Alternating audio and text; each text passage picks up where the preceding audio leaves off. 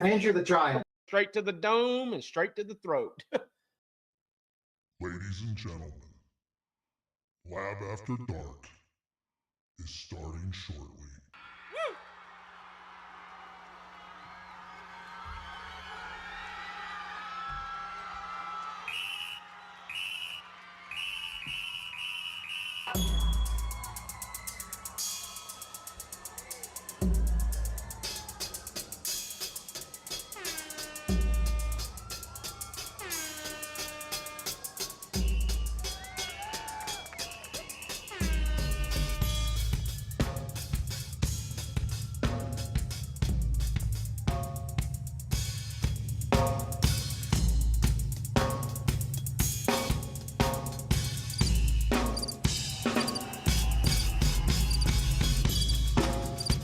I don't know if Kong understands this is America. People can say what the fuck they want in America. If he has a problem with freedom of speech, you can go back to China. Right. I forgot to set our goal for our 50 goal or whatever, but it starts out at $1, okay? Just like it did last time. So if we did 50 of them for $1, that's $50. So, thank you, Josh. The lab is my boss. Not a sausage. Suck a muffin.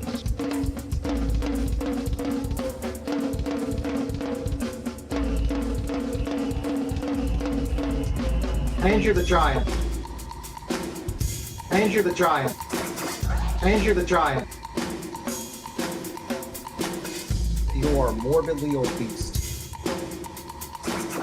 You are morbidly obese. What's the point in causing any ruffles to be feathered? What's the point in causing any ruffles to be feathered?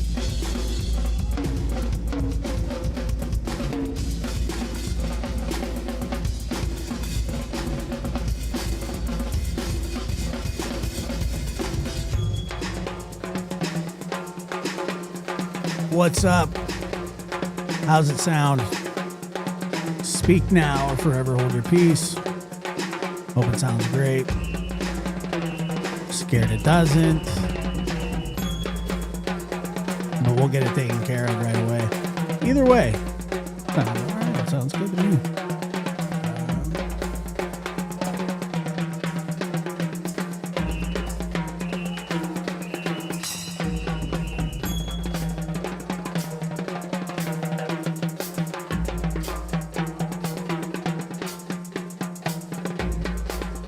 Test. Test, test.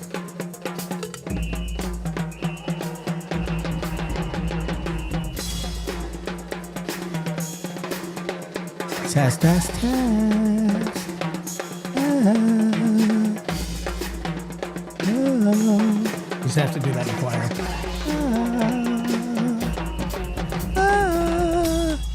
Lab After Dark is starting. Well, you opened that Pandora's door. I forgot to set our goal for our 50 goal or whatever, but it starts out at $1, okay? Just like it did last time. So if we did 50 of them for $1, that's $50. So, oh, man. Hit that like button on the way in.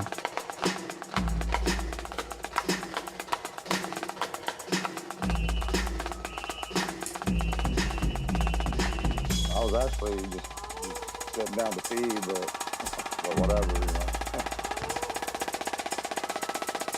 Sometimes people sit down to pee. I mean, guys included. Not a big deal. But that's not what you were doing, Donnie. Cat sees you. Cakes, boo. Nice, Marie. Meme Jean, Rhonda, Holly, B in Florida.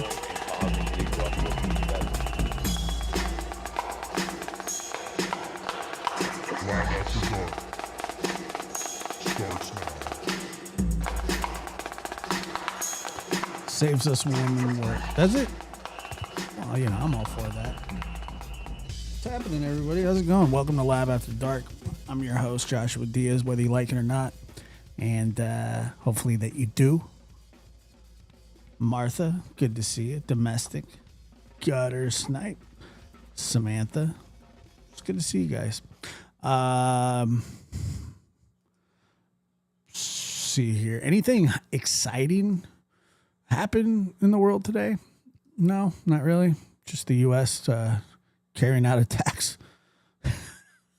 Man, I tell you what, whenever something like that happens, and you have kids and they don't quite understand, well, who does? But you know, kids understand less. Like young kids understand less.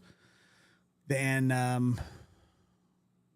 you know, you always look for sort of guidance, I guess. Maybe some reassurance. And, you know, I hear from my kids when something like this happens. And, you know, it's not something that is a ton of fun to explain to your children. It's just not, but it's necessary because they depend on you to comfort them in, you know, what people would consider a scary time for a lot of different reasons. You know, there's a lot of people that have family members that are stationed in the Middle East. There are innocent people that get hurt and die. There are people that watch from afar and are anxious, and because it's not something that we can control personally ourselves, that we feel helpless, and so I get it. But the first thing that people bring up is whenever something like this happens, and it happened during the Ukraine,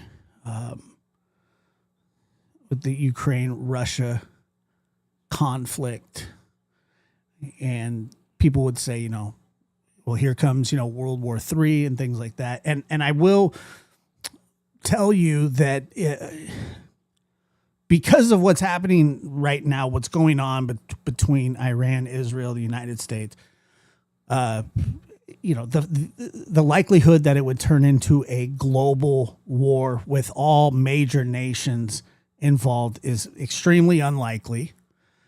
You know, it's sort of a regional conflict. Nobody really wants to do it, but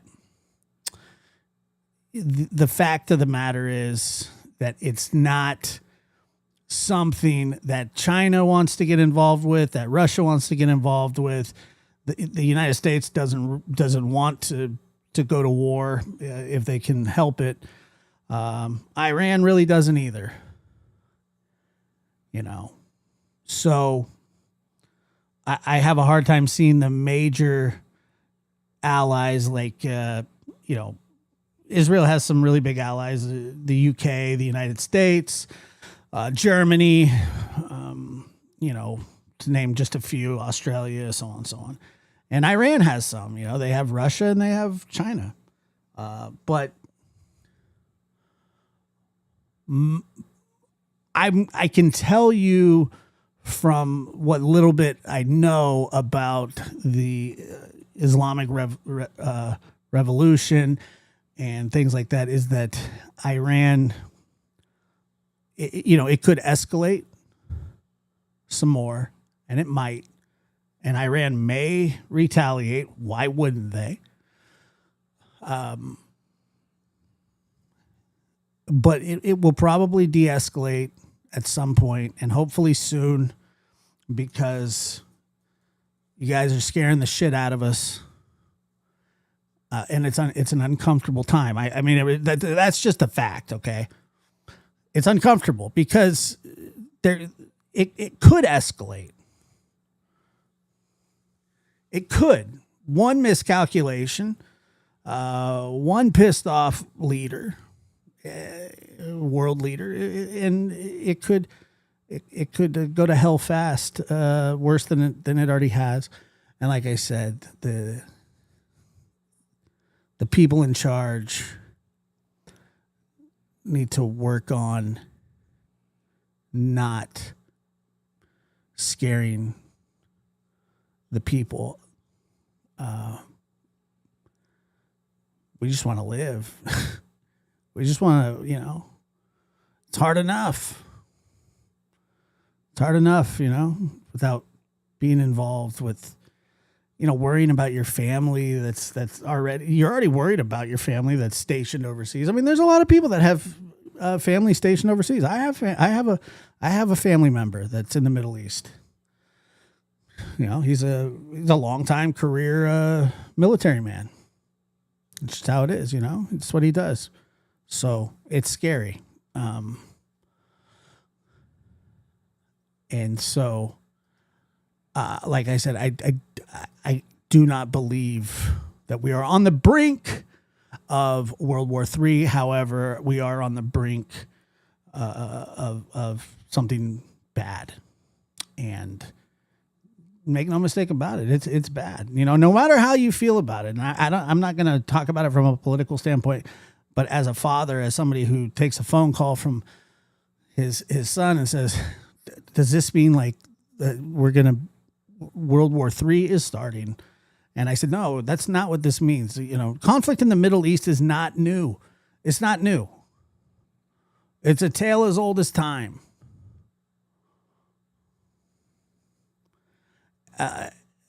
And that the conflicts that have been going on for a long time are still going on. There's constant disturbance in the Middle East. Sometimes it's much more unstable than others. And the biggest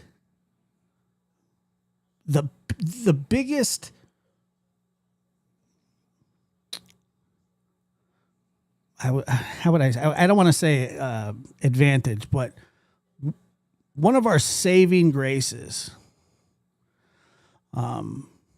as people who live in the United States, and a lot of people from Britain or from the UK that listen, and also from Australia, one of our biggest assets is location.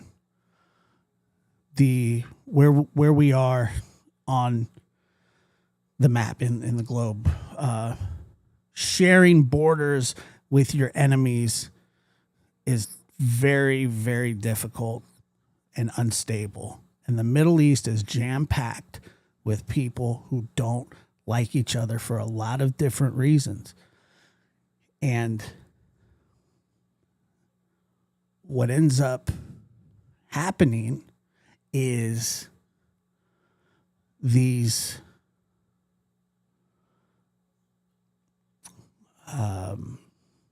nations are fighting over invisible lines that they're just right next to each other. Our best air defense system in the world. Well, I'm just saying that where we are from a geographical standpoint is our biggest. You're going to see somebody coming. That's why the Navy and the Air Force, or that's why the Navy had a base in Pearl Harbor, because of the locations. The location.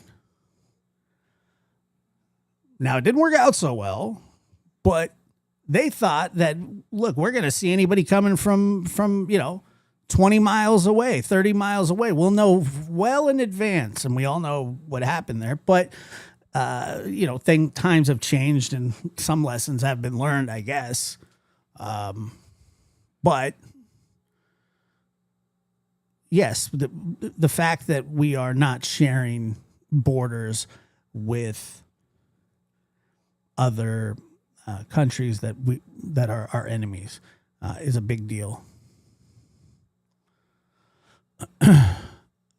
Martian, I'm telling you that I understand that, but they were in a pretty good spot. And that was the point of Pearl Harbor, because they thought that they just thought, well, look, they were so relaxed that they got caught off guard in a major way. No question about it. None. I agree. They snuck up, but that was the thought, you know.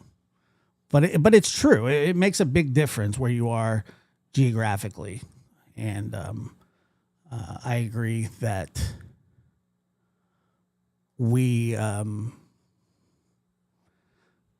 it's really sad. It's just really sad when you get like a phone call like that you have to explain. Yeah, look, there's more to it than that. But I'm just telling you that the reason that the Navy was set up there was because of the geography. And it was so brazen that nobody ever thought that it would happen. You know what? I'm really not here to like. I appreciate the question. The question, Amber, is but why did we have to get involved without congressional approval and imminent danger? Please help me feel better about this. Someone, oh, never mind. I won't ever feel okay about this. I'm not qualified to talk about it. A lot of people feel like you do, and a lot of people are scared, and a lot of people are uncomfortable.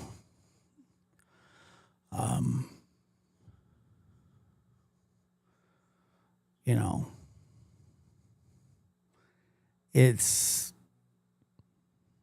like, I get it. I understand. I don't know. I'm not smart enough to answer those questions. I ask them to myself, but I'm not. Like I said, I'm not smart enough to answer them. I wish I was. I promise you. If I had the answers, I'd tell you. I don't know. We have leaders who are more concerned about using the people's military to do their bidding for own political and personal gains. Unfortunately, that's been something that's gone on for years, and I don't disagree with you, but it's something that has always been a problem. Kind of people peacock, and yeah, I don't know if I opened the door. I was just telling you that, sharing you with what I know and what I believe. But I do not believe that this is the start of the World War. So let's just start there. But that's not going to make anybody feel any better about the people that are serving overseas, that are stationed, because the people now that are most vulnerable are the people that are serving on bases in the Middle East. And it could be very unnerving, so very unnerving. And your children, read about this. It's all over social media. There's World War III, and that's just so irresponsible. It's the exact same response every time. It happened when Russia invaded Ukraine. World War III, here we go. The war's been going on for 3 years. These wars happen all the time. Now, the big difference is right now we have somebody who likes to really talk about it, loudly. And then we have social media where everybody just spreads everything constantly. And now little kids are having to worry about these things.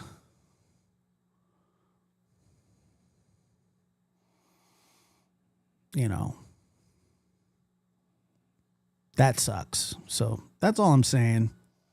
I don't have any great advice or anything like that, but I do not believe that it's the start of World War III, but I don't think that I think it's a bad situation. I think it's bad. And I think more people are going to get hurt, and more lines will be crossed before it gets any better. But I do believe, yeah, there's just so much more to it. You know, every time somebody gets into a conflict, every time there's a country bombed, it's not World War III. I mean, this stuff goes on constantly. So that's really all I was saying about it. I just feel bad for, mostly I feel bad for the people that are in the military, and I feel bad for the people whose families have to worry even more. That I hate that, you know.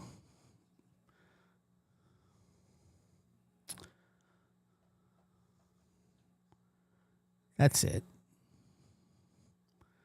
That's it. It's nothing. War is not new. It's not new to the United States. It's not new to the Middle East. You know. Yeah, there's a lot of innocent people that are involved. That's the problem.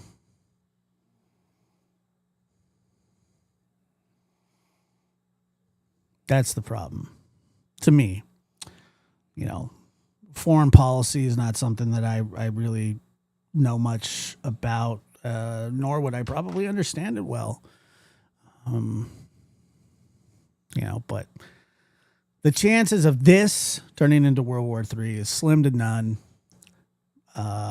It just is. But that doesn't mean that it couldn't get bad. You know. Well, K9, we appreciate your service. We really do. And I understand how you feel. You know, soldiers are soldiers. They do what soldiers do. You know, I was raised by one. I was raised by a guy who served in 3 wars. And, you know, he was a soldier. You know, he was a warrior, big time, and but he also understood like compassion. He's a very compassionate man. He was smart and thoughtful, but you know he fought because that's what he did. That was his job. You know. So I get it. I understand. You know, I remember, well, I don't remember, but I remember watching stuff about like the Vietnam War. Obviously, not obviously, but I wasn't born then. But, you know, what a tumultuous time that is as well. Was, you know, just a really, you know, soldiers were very disrespected, and the youth, the summer of love, you know, everything turned weird. You know, everything turned weird, and everything always turns weird.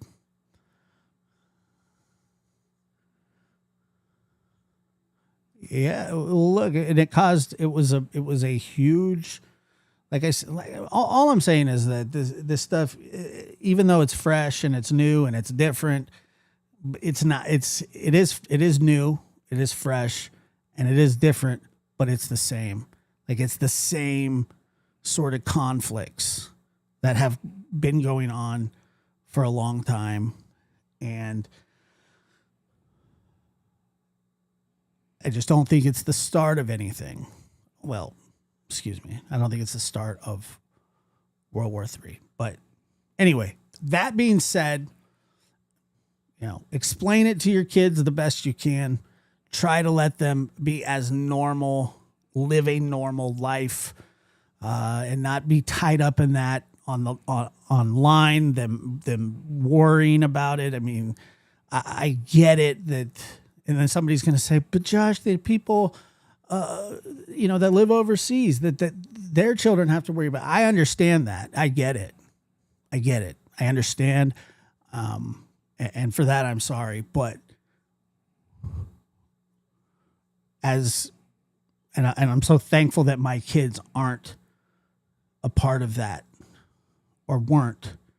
And I hope that yours aren't either, and be thankful that they're not, and try to sort of guide them through it however you can. You know, that's just, I guess that's my advice. It's not great advice, but it's advice nonetheless. But anyway, let's move on. There's no reason to, you know. There's no reason to. Josh, are Vietnam veterans still cry over how they were treated by our citizens? I can hear it weekly on the Veterans Crisis Line. Oh, I'm sure. I'm sure. Imagine, you know, having to endure legitimately hell on earth. I mean, that's what it is. It's legitimately hell on earth, you know? So, yes, I can understand that. Now, listen here. That being said, Monday, so not tomorrow, but the day after, Dr. Gary and I on the lab are going to do an Israel Keys, episode. People have been asking about it. People are excited about it. People are talking about it. I don't know if that's true, but it would be cool. That would have been a really cool. Now, playing shooting guard for the Chicago Bulls starting. You know, I was trying to make it like that. Anyway, Monday. So be looking for that. I don't know too much about him or Dr. Gary, but what are we doing here? Hold on.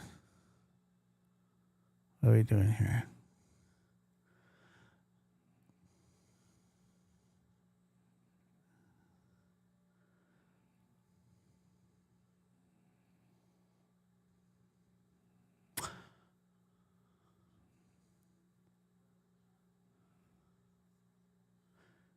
What do we got? What are we doing here? We don't have no conflict in here. Shit, there's enough conflict all over the world. Come on. We're not worried. Everybody's entitled. You know, don't insult anybody else. If you don't want to look at what somebody's saying, just block them. There's really no need to do something like that, but if you have to, feel free. It's fine. Yeah, this is one of the few places that I think that people should come. And, you know, if you don't like what's said, you're more than welcome to leave. If you have an opinion, you can have an opinion, but don't take it out on other people. And the only reason I brought it up was because, I mean, it's brand new. It's something that people are very upset about. So I don't mind just talking about it. So that's all I'm saying. Nobody did anything wrong. You know, we'll just move it. We'll keep moving it along. Let's have conflict on the YouTube on the YouTube streeters with other YouTubers like Tim Mullen. Holy shit. We're going to get back to that guy. I'll tell you that right now.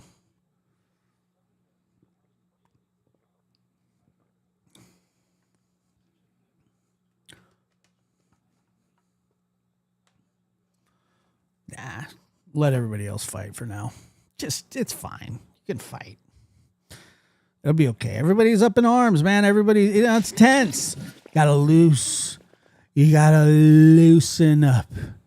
Feel the chi, all right? Repulse the monkey and part the wild horse's mane. You get it? Retha Bell says, I'm missing Kelsey. She was here somewhere. Feel the chi, repulse the monkey, and then part the wild horse's mane. The wild horse's mane. What a ridiculous thing to say. Cakespoo gifting 5 Lab After Dark memberships. That's very sweet and kind of you. Thank you, Cakespoo. Our wonderful.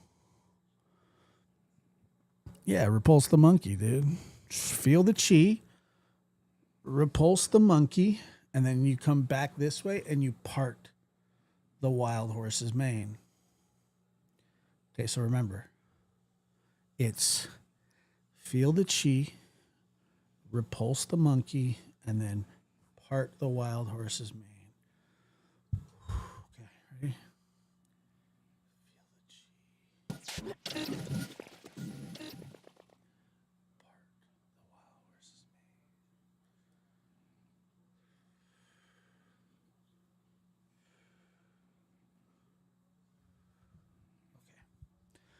All right, there you go. See how easy it is? I've lost my mind.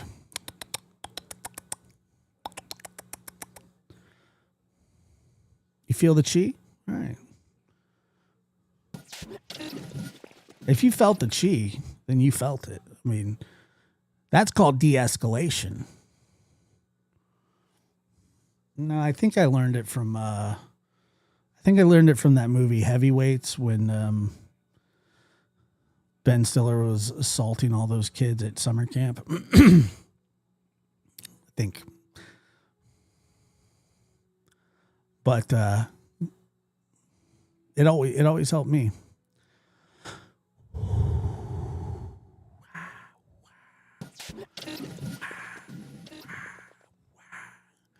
How about old Barry Morphew? Yeah, couldn't have happened to a nicer guy, right?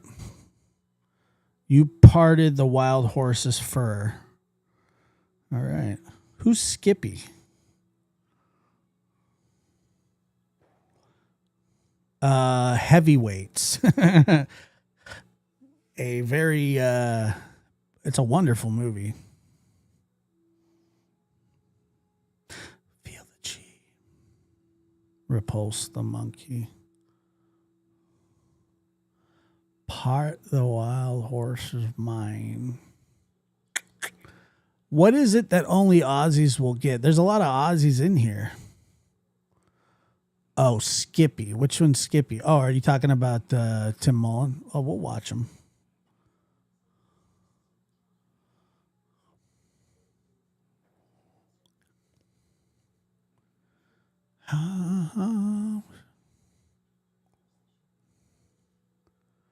Yeah, Barry. Yeah. Yes. Barry is a. I think McDonough's doing a show. I think he's doing a show about it tomorrow. At some point, I'll probably talk about it again because it's like it's a case that is very near and dear to me, not proximity wise, but just sort of near my heart because of the circumstances, you know. I don't know who the real Skippy is.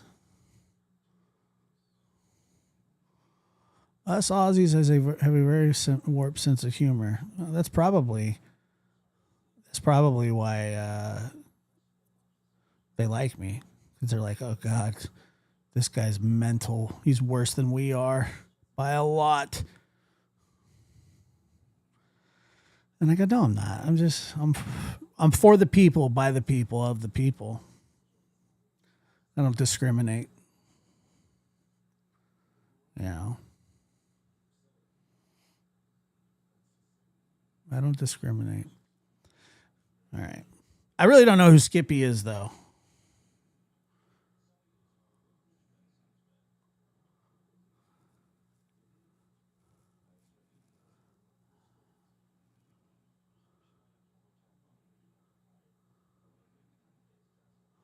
The fact that he was the only one in the whole state, I know, he's a piece of shit.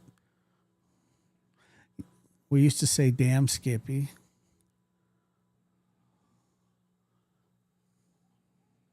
I don't know.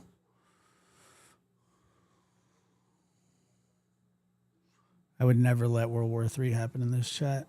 I'm way too good of a ambassador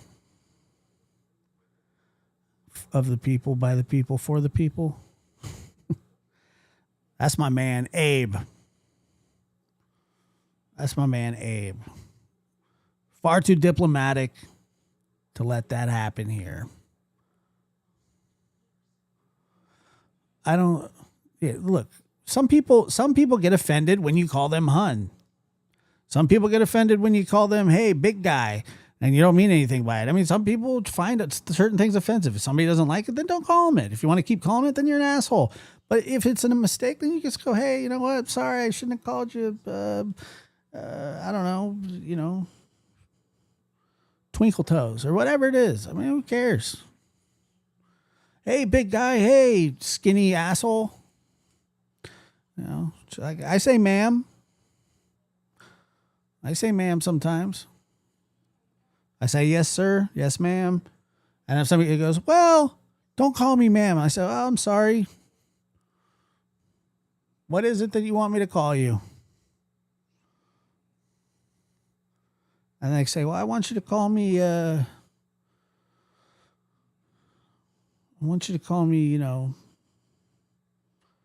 hanging giraffe. And I'll say, all right, hanging giraffe. Have a good day. And then I'll never, talk to them again. Hey, I met somebody named Hanging Giraffe today. Well, what do you mean, hanging giraffe? Well, that's what they told me to call him. Well, you know that a hanging giraffe isn't a real thing. Yeah, I don't give a shit. I just wanted to go. Don't insult me. I don't know what a hanging giraffe is. There's no such thing. It's not biologically correct. Just like, whatever, dude. I don't care. I don't care. I really don't. They got everything on Barry, it seems like.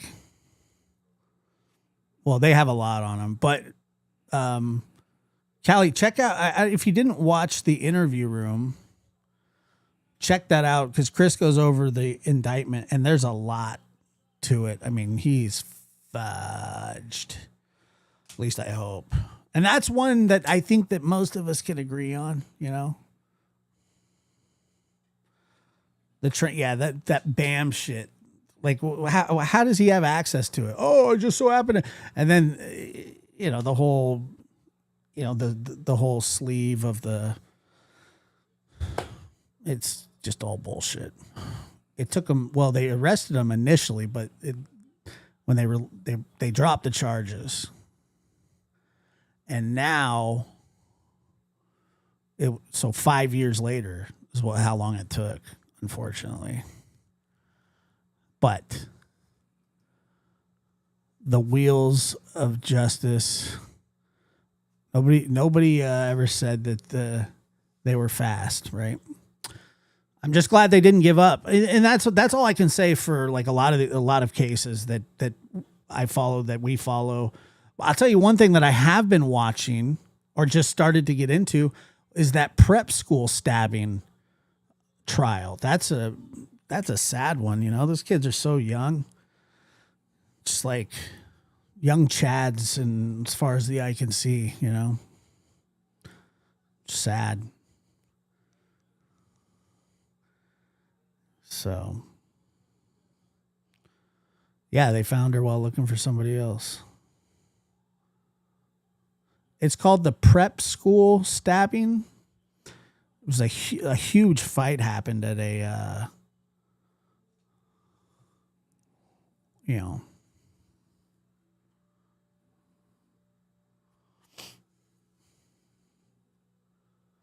BAM is like an animal tranquilizer. Yeah, I called them Chads, yeah. That's what a lot of them are. You don't know what a Chad is? Divine intervention. Anyway. They were Chads. That's what I'm saying. What you dated like a guy named Chad? It's not. It's something. Matter of fact, I'll show you something really fast. And then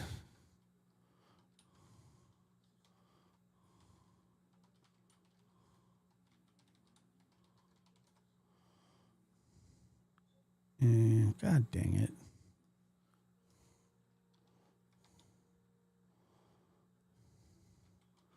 I'm not the Chad. I am not a Chad. The Chad. Don't call me a Chad ever. That's crossing. That's like, it's unforgivable, really. Chad. Again, it doesn't mean that their name is actually Chad. It's like you're Chad, like, oh, look at that Chad. If you don't get it, you don't get it. I don't have time to explain everything.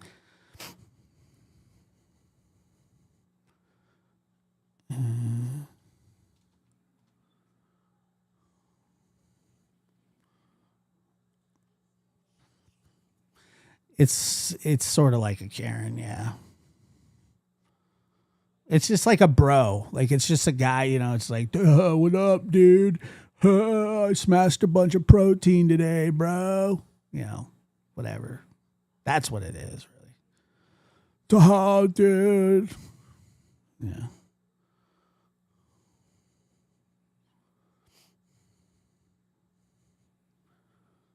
That's what a chat is. It's like somebody who's in a frat, Angela.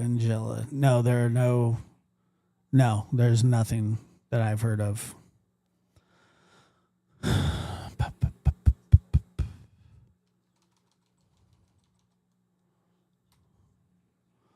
do everything well. I'm pretty good at impressions most of the time. Sometimes I'm not that good. All right, here it is, right here. Just chill.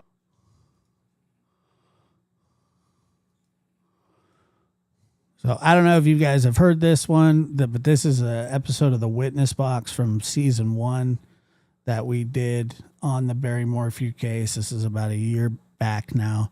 It's Dr. Gary, me, and McDonough. Just killing me, Smalls.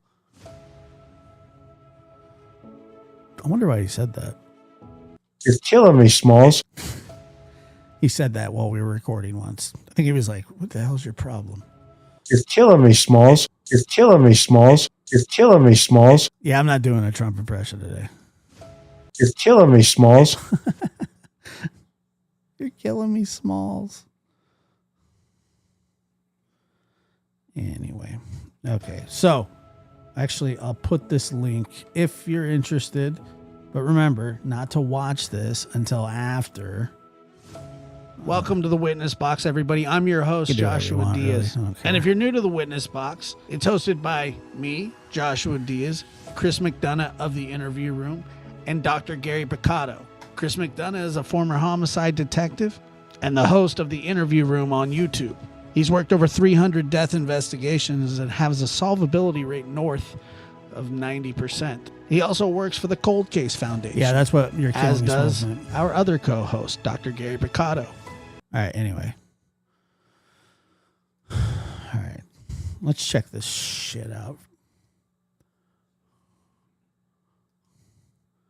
I'm telling you, you want content. I got content. It's right there. I'll pin it at the top. Well, no, I won't, actually. Hi, Gwen. How are you? Yeah, he looks like shit, doesn't he? Barry looks awful.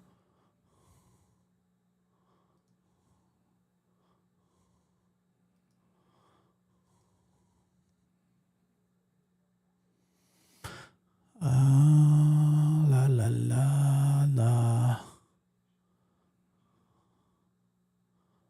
Make sure everything's cool. All right.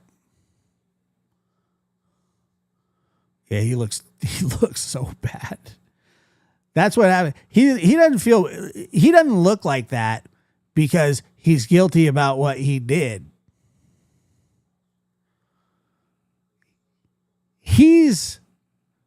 He looks like shit and can't sleep because he doesn't want to get in trouble. He doesn't want to go to jail. He's like, when are they coming to get me? They're going to come get me. They found her body. They're going to come get me. Well, yeah, they're coming to get you. Piece of shit. I'm glad. I'm glad they came to get you. You're disgusting. Just like they got Dale Warner. They'll get you, man. You can't kill your wife. You're just not allowed to do it. I mean, you can, but then, you're going to get in a lot of trouble for it. I'm glad they never stopped.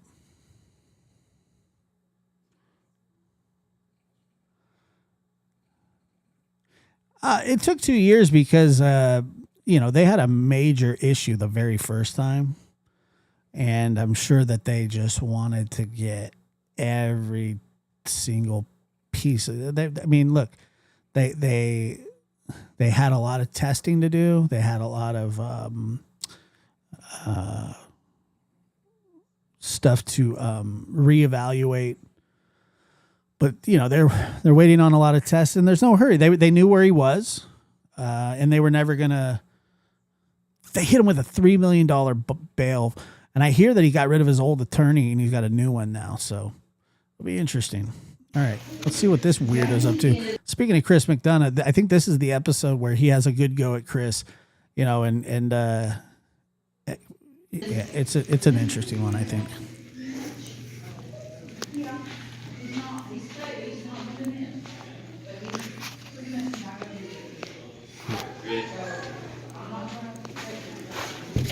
Bye, Samantha.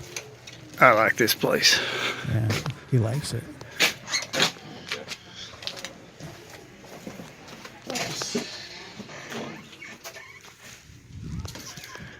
It's her 50th. It says YouTube and Chris McDonough. Like, he made a video. I don't even know if Chris has ever seen this one, and I doubt he would take the time to watch it. I swear to God, I'm not even sure. No, they did not have her body the first time, but there was a lot of things that were messed up. So they did the right thing. They dropped the charges in a way that they could bring them again. And they got a little luck while searching for another person that was missing, and they found her body. And it was, you can call it luck. You can call it, I always say that eventually the earth gives us back, I don't know much about soil churning or anything like that, but I don't think things stay buried forever. I mean, for a long time, years, decades, maybe. But eventually things flood. There's hurricanes, there's earthquakes, and the earth kind of returns us, I think. Anniversary.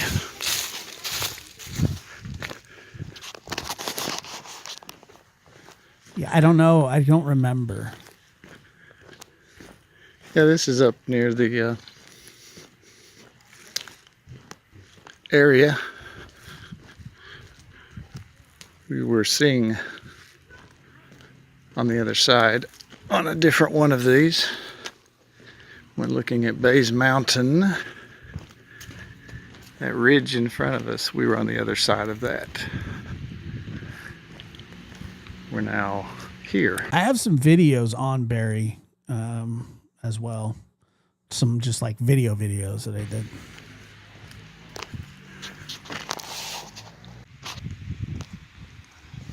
Okay, it's easier to talk.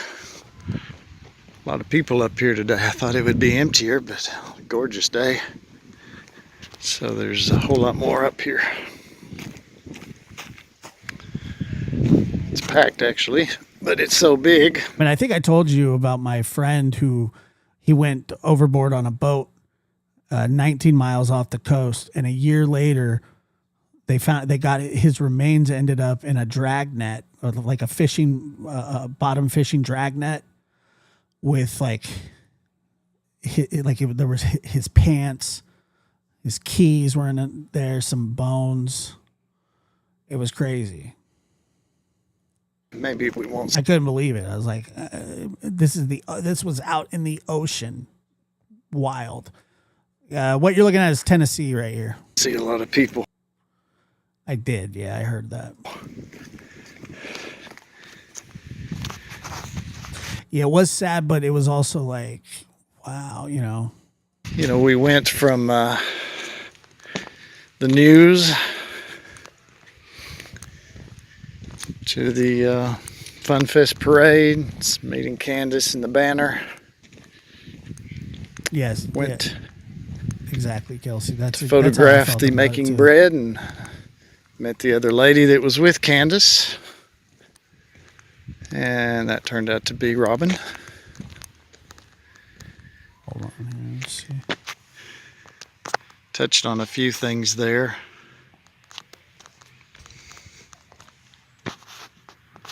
One of the things we touched on was the next step of what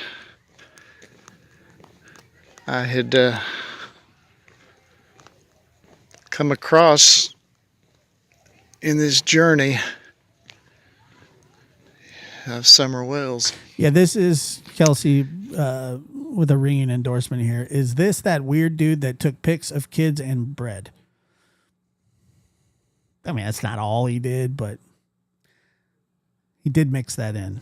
Somehow, and I do not remember how. The guy that we're watching here, this is Tim Mullen, the quote unquote media manager for Don and Candace Wells. And we're just listening to how he wedged his ass completely into this case and how he duct taped a friggin' note to the door with the phone number on it because they wouldn't respond to anything that he said. Tim Mullen is his name. Some call him the Sandman. Why, I don't know. Makes it even creepier. But hold on here. Let me, that's him right there in the bottom corner with the guitar. That's the guy. Okay.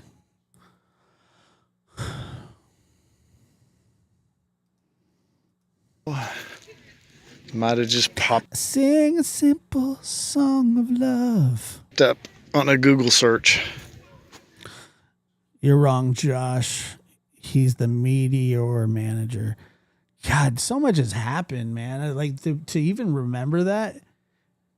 But now that you bring it up, I'll never forget when Candace said, "What do we need a meteor manager for?"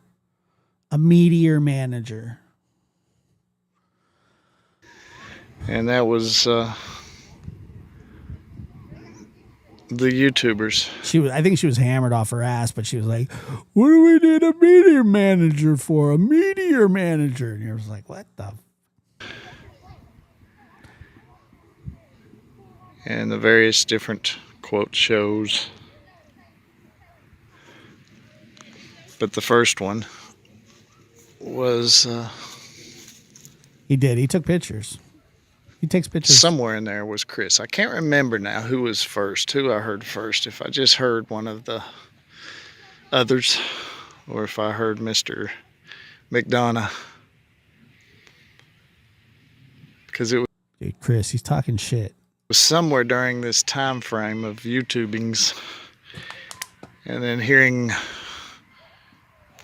I think Don say that people told him to just get quiet,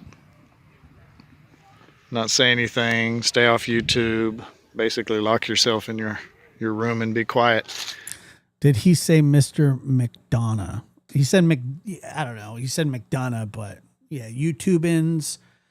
He says YouTubans. He refers to us as YouTubians.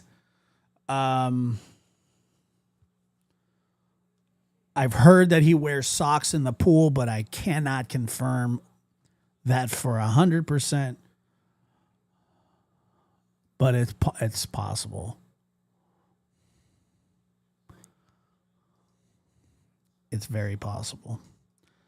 And I remember thinking then That's kind of what I was thinking. Super clever. they'd go insane not having some way to communicate. And way in the back of my mind was the Hit that like button, please. thought of a website Appreciate it. where they could just put whatever they wanted to put, anything that came to mind, any picture, anything, just to have a place. So this is to where he release came up with the website their, that is grossly misused in the Summer Wells case. It garnered a lot of attention immediately, and it's lost a lot of its allure since, mostly because Tim puts his psychotic political views on there, and they're not normal. It's not Republican, it's not Democrat, it's psychotic. And he's just a friggin' he's a whack job. Their thoughts during such a horrible, traumatic thing. And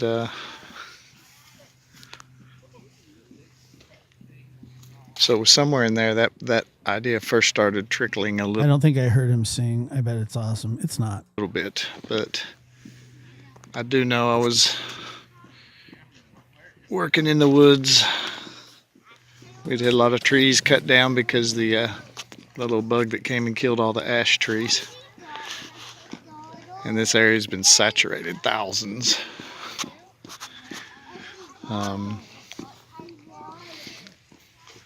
And I think we took down 10 in that one spot.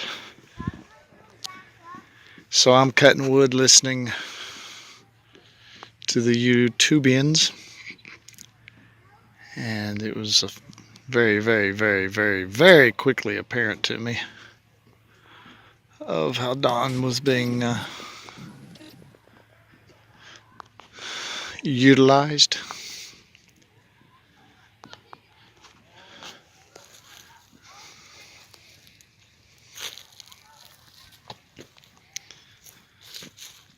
And I guess I will discuss Chris McDonough's, because that was a key, two key interviews there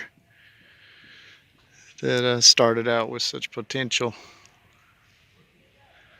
But they also influenced me, because I saw better what this family was up against. I knew mainline media, and it didn't take long listening to the YouTube people that, I mean, they were very inexperienced and were not aware of what their little bit of influence and power could do to human beings.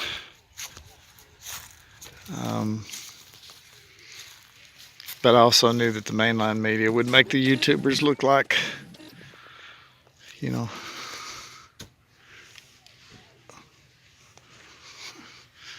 well, let's just say the main line was a forest. The YouTubers were a little stick. And I saw what they were doing, and I thought, man, the main media would kill them. Will absolutely kill Don and them. Because it is the entertainment industry. Okay, it really is. And that doesn't mean that all mainline news people are bad. All right. It just means the system's built. Sorry about that. Let me thank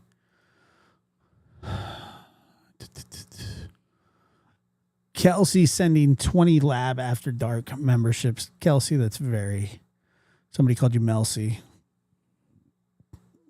We are proud YouTubians.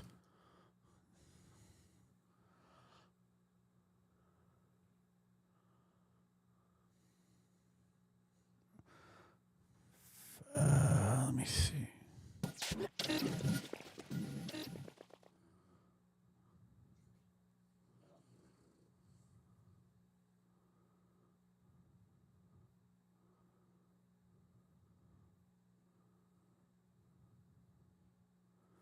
I see, like, I stepped away for a second to grab something to drink, and I don't even know what's going on in my own chat. Okay.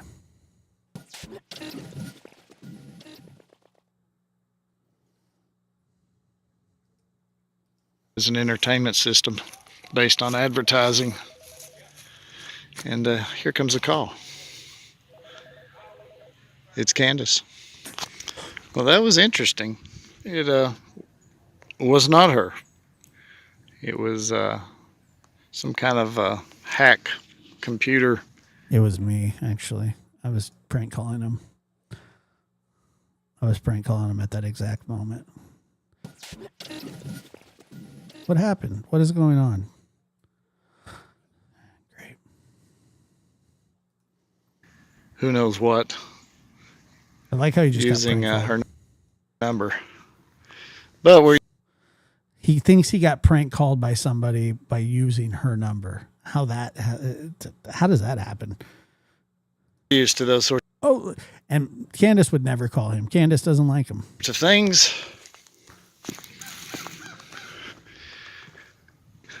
I think I was talking about, I know these videos just are absolute hog shit. Brilliant entertainment feasts as I talk, but it's a little too crowded up here, so it's slowed me down. We were discussing Mr. McDonough. Public figure gets to be spoken about publicly. Though politely. I have nothing against the man. He's probably a great guy. My personal opinion, though, is this, and I think I said it the other day, and that is that. Wake up, Chris. Wake up, Chris. He's talking shit. I forgot all about this. Here he goes, running his yap. Mr. McDonough. Blah, blah, blah, blah. Yeah, Chris doesn't like you. And the funny part about that is that I guess Chris said something about him one time that said, I already know this guy's shoe size, meaning I've already looked into him 100%. And I think he brings that up in here. He's weird about it. He got all excited. He's like, ooh, he knows my shoe size. People who have skill sets that were made for private conference rooms. And Jenny, thank you for becoming a insomniac lab rat. At police stations. Appreciate it. That's kind of where those skill sets are made for. So there you can say your own thoughts, your own opinions, and it's okay, because that's what you have to do in a case. You gotta discuss every angle, every little nudge, every little intuition, every, the experience of all your rodeos that you've been in. Yeah, that's another thing that Chris says a lot, that it's not my first rodeo, and it isn't and wasn't.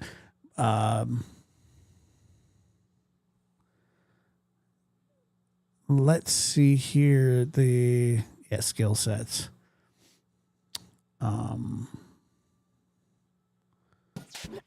No, this wasn't like he edited this, but he's Don and Candace's media manager. But I did a live about this before, and I'm telling you that the way that it happened, the way that he sort of quote unquote fell into this,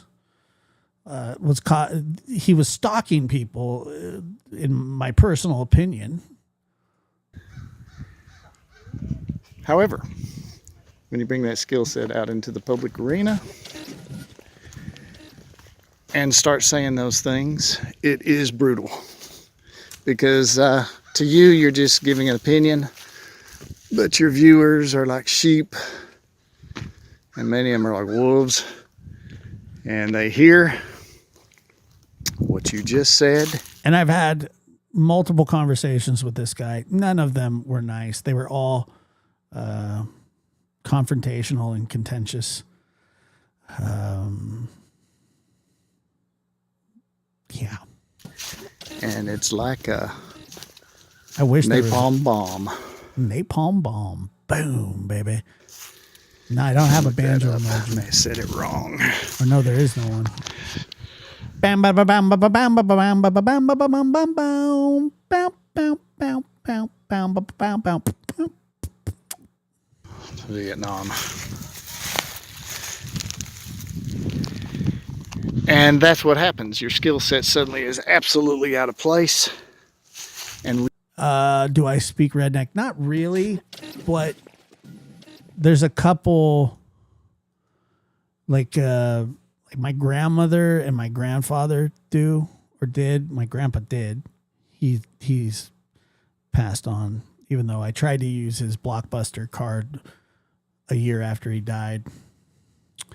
And they're like, do you have permission to use this? And I was like, yeah, he gave me permission to use it. And they're like, well, we need to talk to him on the phone. I said, well, you can't.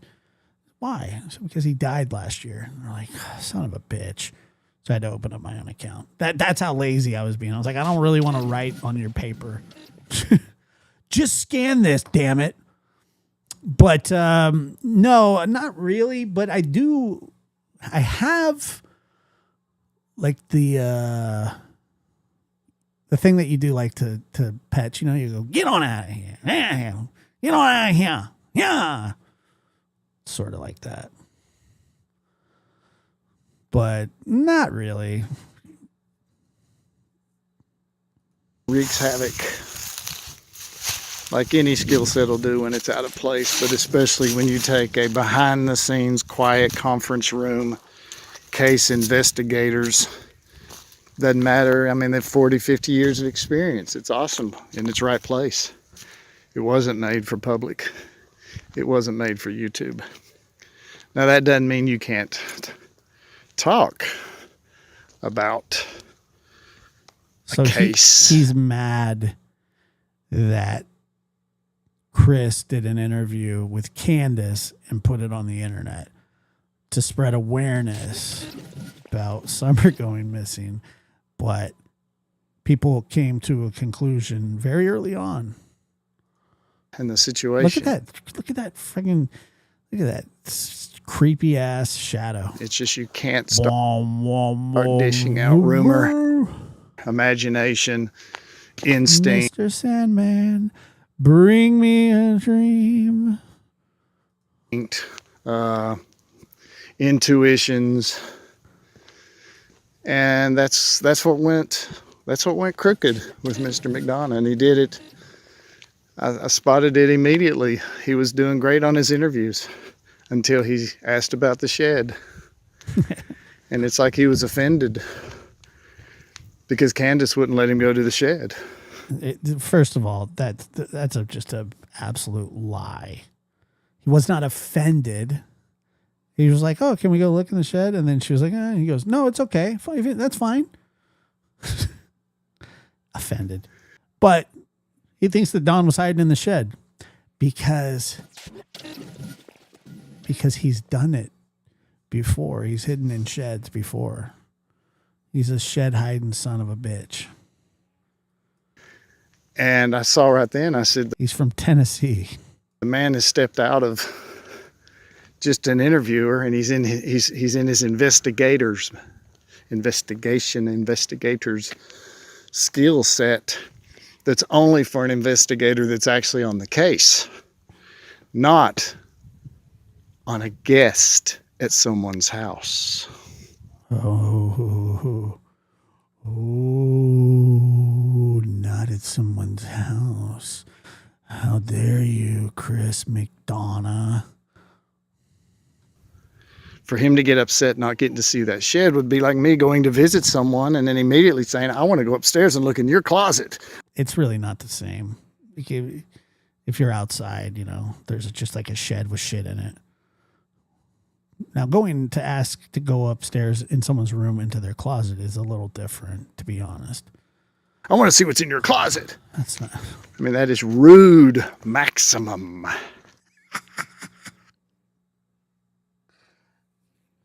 That was funny. That is rude maximum. Not really. It's like a couple years old, 3 years. He did this a while ago. Now, I don't know if he meant that. I just think he tipped over back into his, amazing skills, but in the wrong place. And the second he did that, Totally rude maximum, dude. he ignited the question mark. But this question mark is full of gasoline. And so now everybody listening suspects. I mean, who really cares? I'm going to be straight. Who cares if Don was in that shed or not? It's his house. So he basically is confirming that Don was probably in the shed, and McDonough knew it and called him out because he was trying to talk to him, and Candace kept giving him the like the heads up, like, oh, we're going back to the house. And then somebody was down in the basement watching TV and just took off with the TV on. And he was pretty sure that he was in the shed. He has a perfect right not to talk to some stranger if he doesn't want to. I agree. That's not devious or horrible. Well, when you have a kid missing, and by the way, Chris was sent there by the Cold Case Foundation. He didn't just show up unannounced and stuff like it. This was something that had been discussed, and that he was going to make contact with the local authorities, and if you know they needed help or something. But Chris was already in Tennessee, so whenever they have like an agent or somebody locally, when something goes down and they reach out to him, that's what happened. So then he hid in the shed. Maximum. It was what? Yeah, it is weird. Maximum. You're right. Way out of line. And there, way out of line, you little. There's where it collapsed. Unfortunately, it couldn't be repaired. He sounds like he's grunting. Listen to this. And there's where it collapsed. Unfortunately, it couldn't be. Unfortunately, it couldn't be. Like, what the? Are you shitting your pants? That's what it sounds like. Unfortunately, it couldn't be. Like, what are you doing? What is that? What was that sound? Repaired. And unfortunately, instead of just letting it drift by or him coming on saying, "Hey, I shouldn't have done that," he fed it in his analysis. It's unbelievable. And it began to grow, and then it was unfixable. Dude's hemorrhoids are acting up or something. It immediately made everybody guilty. You know, devious and secret, and everybody having to use their cliches, and you know. But I'll say another thing. Yeah, but she's like 100. I think he takes care of her. But he did live there with his parents, like, I think. He was just trying to sit down to pee.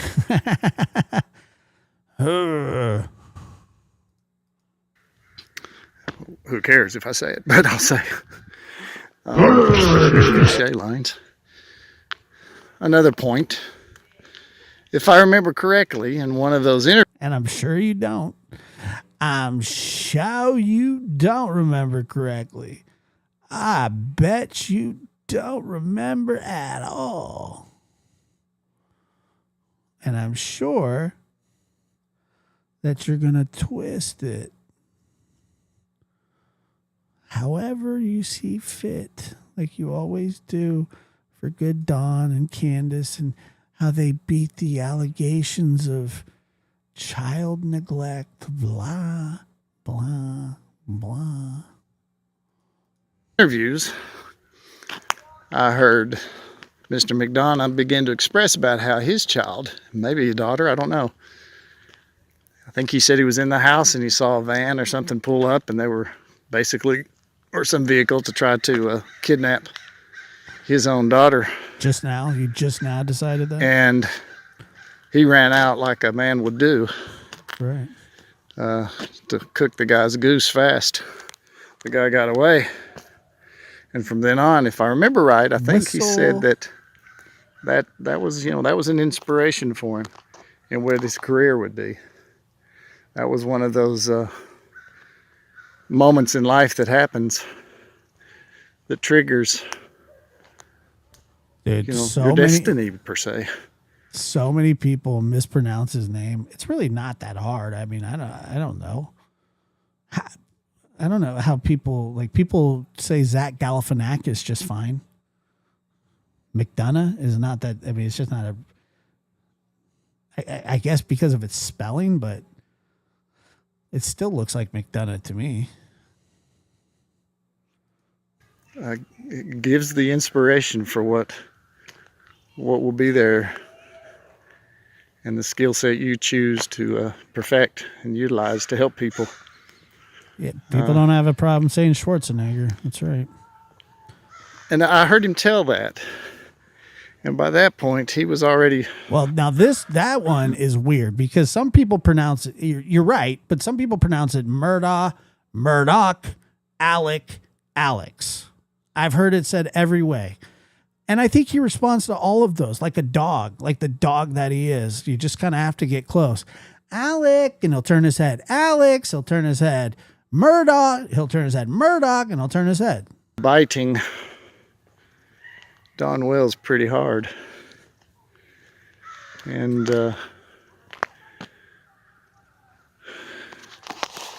I have to pause just a momento, please.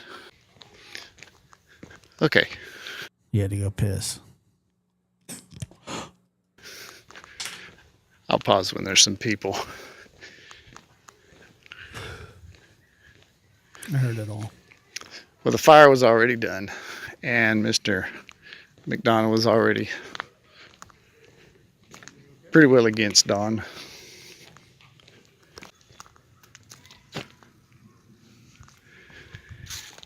My first thought, this was my first quick thought. I'll just get to it. Are you kidding me? For some reason, Don represented that man that tried to steal Mr. McDonough's child. You're so stupid. Which is totally understandable. It's really not. Get away from that friggin' deer. Get away from it. Here, dearie, dearie, dearie, dearie. Here, dearie, dearie, dearie, dearie, dearie. I think from that moment on.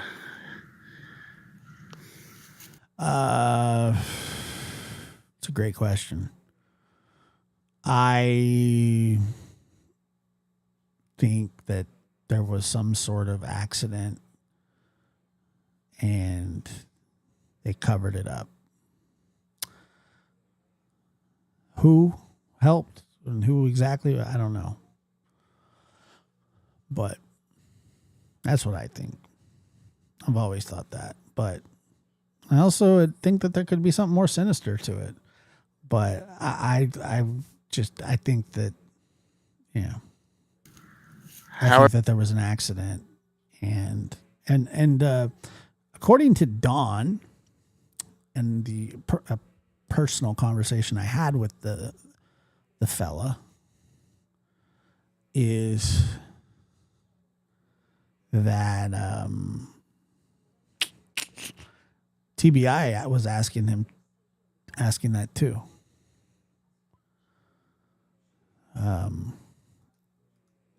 You know what? I'm more ambivalent about that one.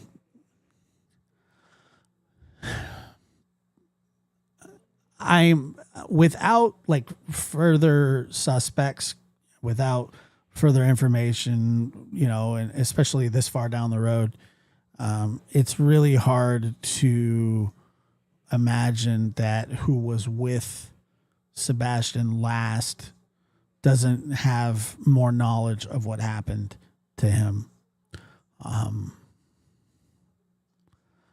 So take that as you. I've felt that way for quite some time. I don't think that abductions are that prevalent in these cases. However that works in the mind of a man. It happens, but who's been through a traumatic thing himself. Usually there are suspects that are developed down the line, like in the case of Michael Vaughn. Everybody initially suspected Brandy and Tyler of doing something. There's still people that say stupid shit about them, but suspects were developed, and God, I hope they pull the trigger on those. I know that their warrants are signed. But when others started calling in and telling their stories, he was too quick to believe every word they said and too quick to negate anything that Don Wells said. And I do think that they are having. I do think that they want to find his body. While the two main suspects, there are four main suspects, but the two that lived at that owned the home or lived at the home,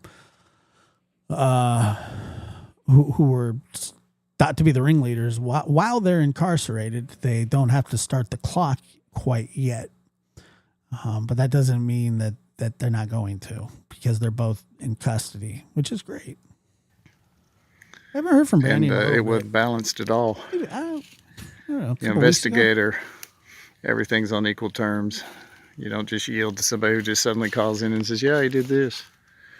I know there was a bunch of,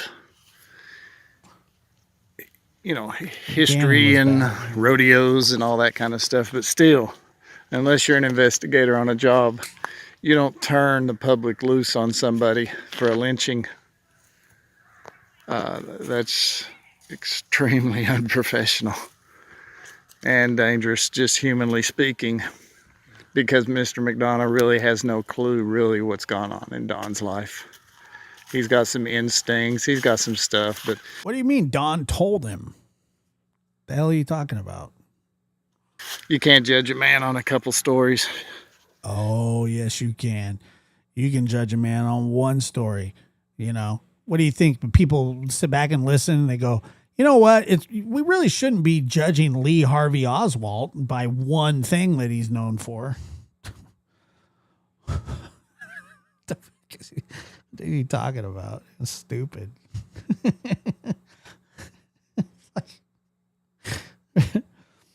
Timothy McVeigh, he was known for other stuff. You got to have all... You're a fucking idiot. He's stupid. The stories.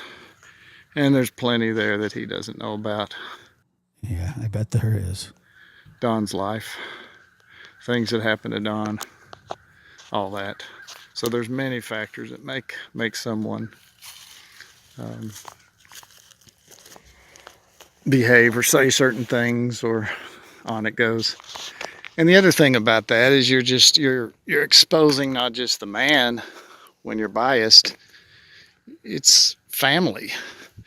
It's family history. It's part family that's really nice. It doesn't want all this blasted out when it's not the real law enforcement doing it.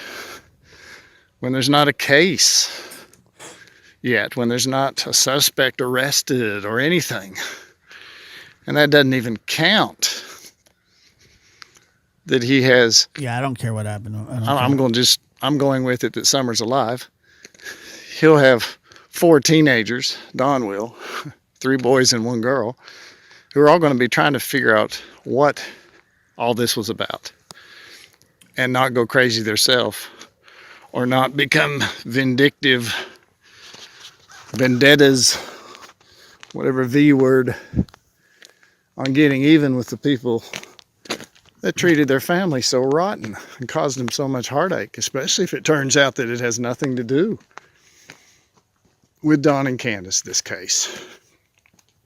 But why would it not have anything to do with them? Use dumb, Tim. Use dumb. Wolf is still snacking. Oh my God. The fudge. Wolf is still snacking. If they really are innocent. Man, he doesn't think they are either. It sounds like Wolf is still snacking. Wolf is still snacking. Wolf is still snacking. If they listen to this. Wolf is still snacking. The fudge.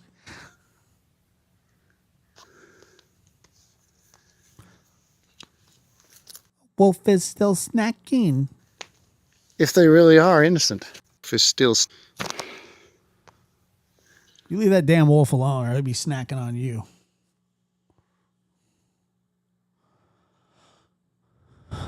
Why did Don wait till Chris and Karen were in Nashville to call him? Oh, Wolf is still snacking. Because Nashville's like what, 3 hours away. He probably wanted to make sure they were out of town. If they really are innocent. Yes. They say they passed. But Candace took like 3 of them. And then I don't know. I don't know if Don passed or not. He says he did. I don't believe him. There's a lot of people that seem to pass polygraph tests that have no proof of it. Of this case. You know, essay is the big thing to say. Say. That is such a wild statement. That is a wild statement. They don't care if they passed or not. Did you hear that? Say.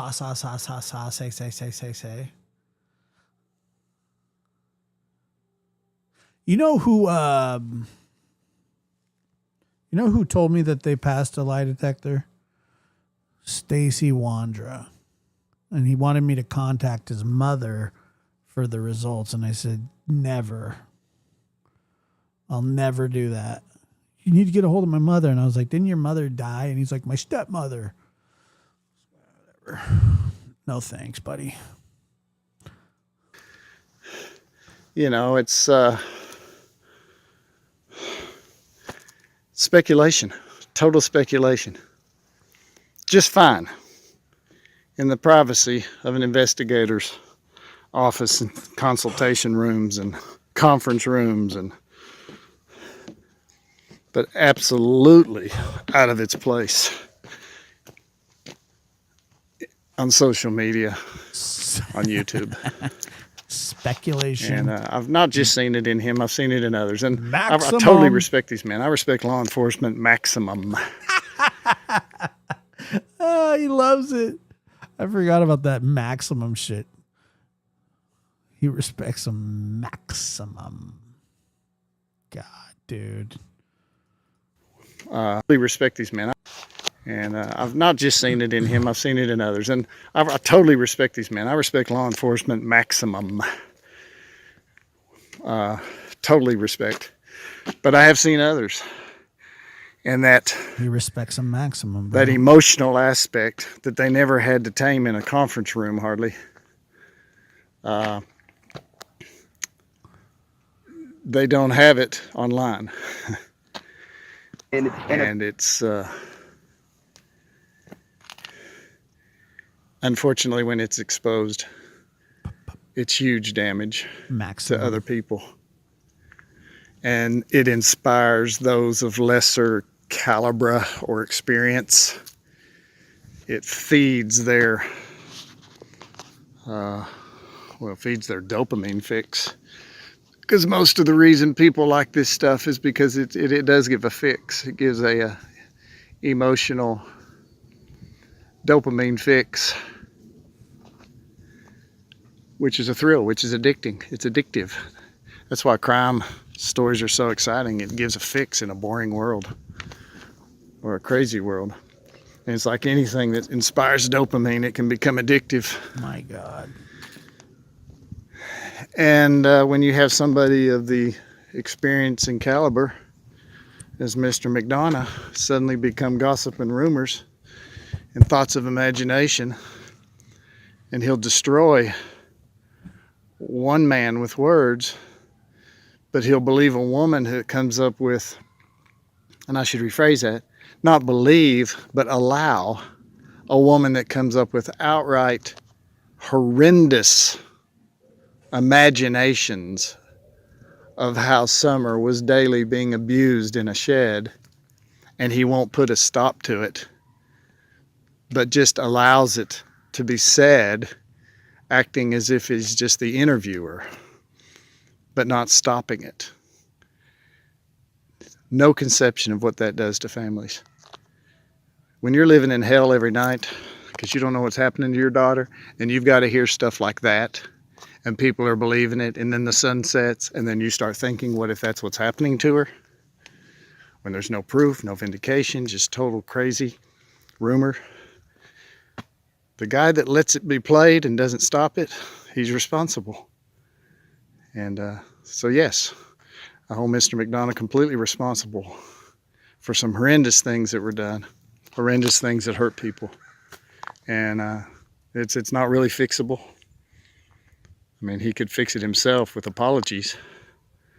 Bad learning curve. Hope it's a learning curve. Hope he's realized, oops. But you don't do that. You don't allow insane imaginations. Not that the person's insane, but the imagination that goes so crazy that it comes up with a story that, you know, every day the daughter can be dropped off in a shed for men to have her, and, you know, like nobody knows it. You know, boys don't know it, nobody knows it. It just gets insane. Yep, but it feeds those who can't control their emotions, who also have the power of YouTube if they want to use it. And before you know it, you've got guys threatening his life. Kelsey, 9 total. And we all know about all Between that. two I mean, you have people different twice in the same few sentences say they want to pull their 9mm and put it to his head. Who's guilty? What? Who's guilty? And I'm not saying Mr. McDonough is guilty for that. But I'm saying once it's ignited by someone of a professional status. I was like, damn, Chris. You know, us rookies. You ain't playing. I didn't hear about that. Especially those who suddenly have a little influence using a YouTube channel. But it didn't happen. They start inspiring but those of mental deficiency. I was like, damn, dude. Chris, whoever they are. You've changed. And I'm not saying the one with the 9mm was. I'm saying anybody, it inspires those kind of emotions in people. And it wreaks havoc. It wreaks maximum. What the is that a hawk? The frig is that thing?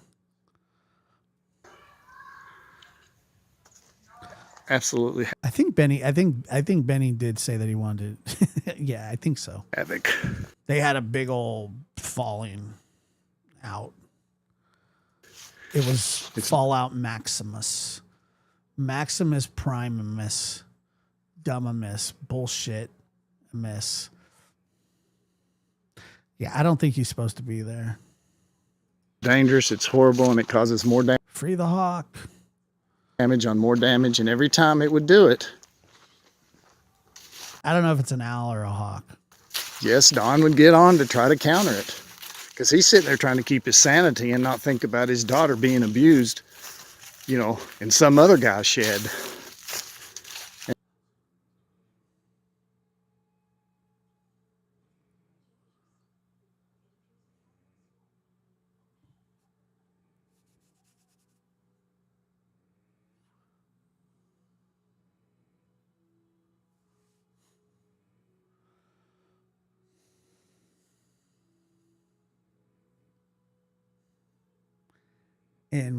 In some, no, I'm not muted. Trust me, I'm not.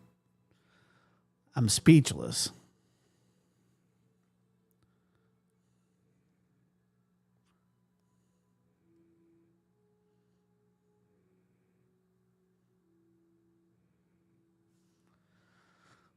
And try to counter it. Because he's sitting there trying to keep his sanity and not think about his daughter being abused, you know, in some other guy's shed. And Fucking sick. It just spreads. And so then what do? Then they take what he says in his fits of response.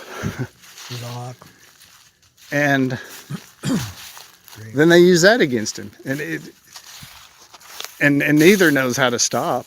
They point their finger at Don all day long about him. But no, I'm sorry. They're on total equal ground because they couldn't stop either. They had to feed the entertainment like wolves. Gorgeous wolf. What's a wolf? A wolf? Feed the entertainment like wolves. Like wolves.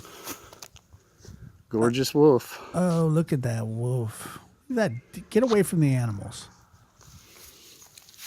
And I'm not saying they're wolves, but their behavior feeds that tendency of a pack. And A pack of doesn't take much wolves. studies you can read on the pack mentality. It's like a mob rule spreads, and YouTube is one of the worst. So this is a conversation that I know that he had talked with Dawn about many, many, many, many times, because Dawn would, once he started hanging out with Tim, and God bless him for finding a friend, Dawn started using the words pack or mob rules, mob mentality, shit like that. Stuff I had talked to him many times before that, and he never said shit like that until Tim started saying it. So he was like, "Oh, well, Tim's right about this." And then he was like, "Tim was in Vietnam," and I was like, "Was he? I don't think he was." And then he was like, "I don't know." Because the restraint factors aren't in place fully yet. Please hit that like button. Most YouTube does is, say a few initials and maybe you can get by with something. And they've got a few other restrictions, but there's not restrictions that need to be done of a much higher caliber. Don was a YouTuber. And I think we should all... Don was a legitimate YouTubian.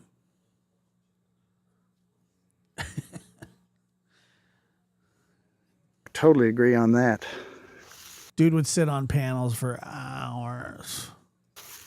There should be no way that you can play somebody's private telephone call publicly on social media without their permission. Well, you can, unfortunately. That's a no-brainer. I mean, he said you fight it all day long until it's you. He said that. He said that Chris abducted her, that his stepsisters abducted her. He said the Biden administration abducted her. He said CPS abducted her. I don't know. He did. He said a lot. Or me. No, that ain't free speech. Yeah, free speech is the phone call. In Tennessee, we're allowed, as long as one person agrees to it being recording, which could be me, let's say I call you, then that's legal. I can do that. Just one person. I don't even have to tell you I'm doing it. Well, that's what they mean by one person. So I'm glad that you figured that out, dumbass. Until social media came, that wasn't going to get blasted to the whole world. And phone calls are not the real person. We're talking to little machines when we're on the phone, and we'll say things, we'll respond in certain ways. We're not talking we'll to do little lots of machines. things that aren't the same as when we're in person. No. We're not talking to little machines. We're talking through little machines. We're talking to an actual person on the other end. So I don't know what the frig you're talking about, old fossil nuts. And old fossil nuts is at it again, folks. Don. Shout out to Trevor Lee with the fossil Don would nuts do reference. the YouTube. And that's really where we're trying Where to you hold at, it Trevor? at right now is Get your ass over here, fossil nuts. the great interviews of Chris McDonough, except for the shed, which, there's a Bible scripture, a little leaven, a little yeast. Leaven's the whole lump. Just takes a little. Well, that's... What the hell did he just say? The shed was the leaven. It destroyed the whole Bible McDonough, except right now is... Yeah, Trevor once referred to when we were having a conversation about Tim. He was like, "Yeah, that's what old fossil nuts said." I mean, I died. It was it was so funny. I'll never forget fossil nuts. The great interviews of Chris McDonough, except for the shed, which, there's a Bible scripture, a little leaven, a little yeast. Leaven's the whole lump. Just How is that is that really a Bible verse? A little leaven, a little what? takes a little. Well, that's the shed was the leaven. It destroyed The shed was the leaven. the 2 wonderful loaves of bread. What? Were the 2 wonderful loaves of bread? What's up, Pam? What was that? Don and Candace? Is that what he was saying? I mean, fine, but the frig does that even mean? Those 2 interviews would have really been good.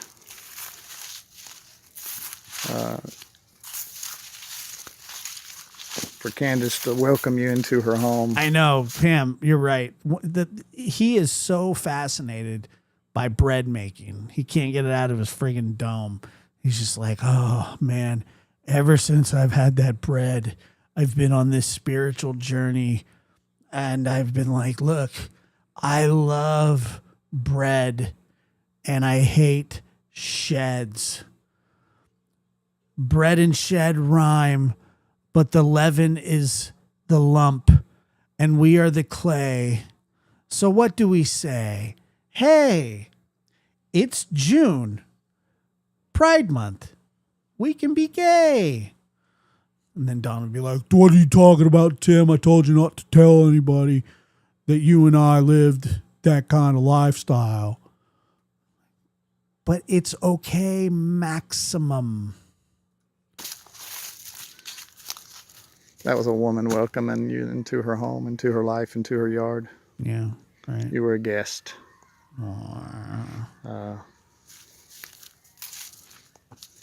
He has a yeast infection. She didn't know. If I'd known her then, I would have said, don't. Because this guy might be great. But if he puts it out there, others No, I don't will know if he tear it even apart. I mean, probably, but I couldn't confirm that. You gotta say the N word, Josh, to be Don. Yeah, that's true. I don't know if Don's bi. Wouldn't surprise me. People that don't understand the lifestyle of this area, people that don't understand why. They can see things with their eyes, but they don't understand why. And we'll always judge on our own convictions and blah, blah, blah. On it goes. I won't analyze that.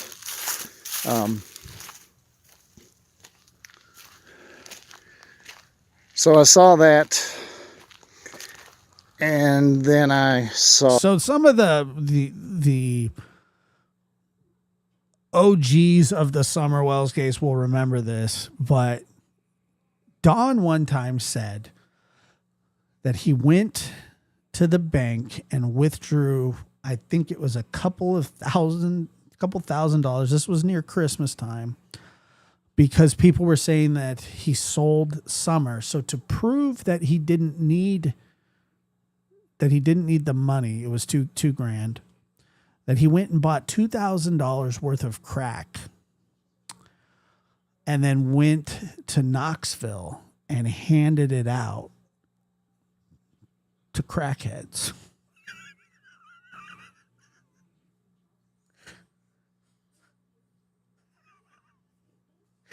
Like, yeah, we called him the crack fairy. It was like Santa Claus, but for crackheads.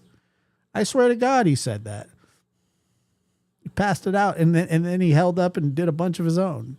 He said it. He was dead serious. He was not joking. Like, he wasn't making it up. Look, I don't know if it's true or not, but he was dead serious when he said it. So this was, I don't know if he scored drugs or what he did, but this is what he said. And I'm telling you that I think this is more how it went. I think he bought $2,000 of crack and did it for however long he was gone with people. I believe that he bought crack. I believe he probably shared it with people. Oh, but he didn't do it like out of the goodness of his heart. He said it. I mean, who said shit like that? Remember, I'm out in the woods cutting wood usually on this stuff. I found myself starting to get angry when I started to listen to others that were. Yeah, that then he Don was said calling. the FBI was following him and watching him. The FBI, TBI knew everything that was going on. Into because I saw He said all that shit. He was all twacked out. what they were doing. Oh, it was so obvious. I didn't even know the man, but I saw it so clear they were playing on his vulnerability. And since most would be women, they would essentially go into their mother mode and would just. Their mother mode. He says everything. Creepy maximum. Going into their mother mode? The fuck? What is that? They're going into their mother mode. Maximum. Woo him right to him until he let down his guard. And he would try to open up and be honest, whether he was whiskeyed or not. And it was all bogus and fake. Oh, he's drier than a And, Popeye's chicken that was biscuit. So clear. That was so obvious and so clear. It wasn't obvious and it wasn't clear. You're going to piss me off, Tim. They were using him for entertainment.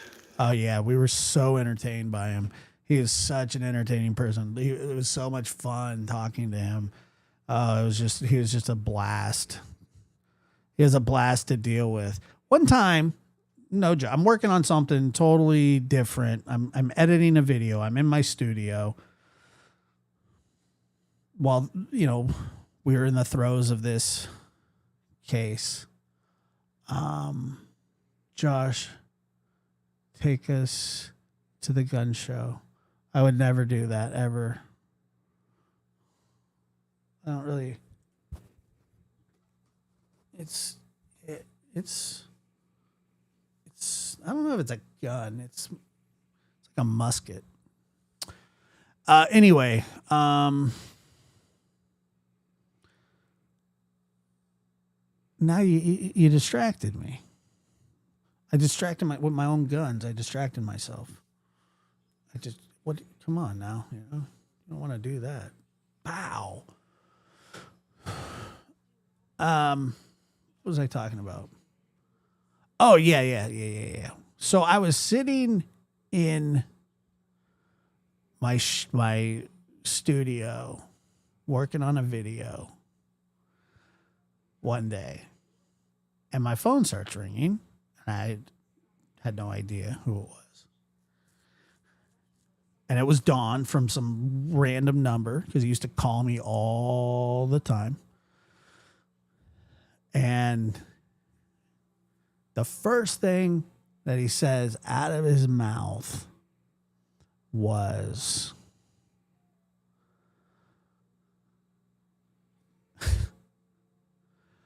"Why do you got to be such an N-word?" He's screaming at me. And I said, whoa. I'm at peace. Oh my God, you talked to Don? Be in Florida, you're kidding, right? What do you mean I talked to Don? I've talked to Don probably 100 times.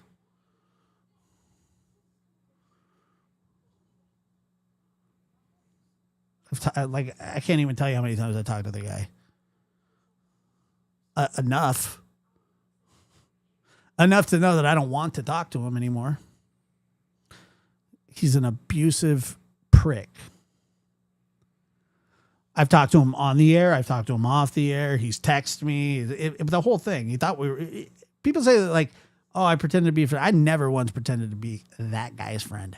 Ever one time. Never. I always could not stand him. And he couldn't really stand me for some reason.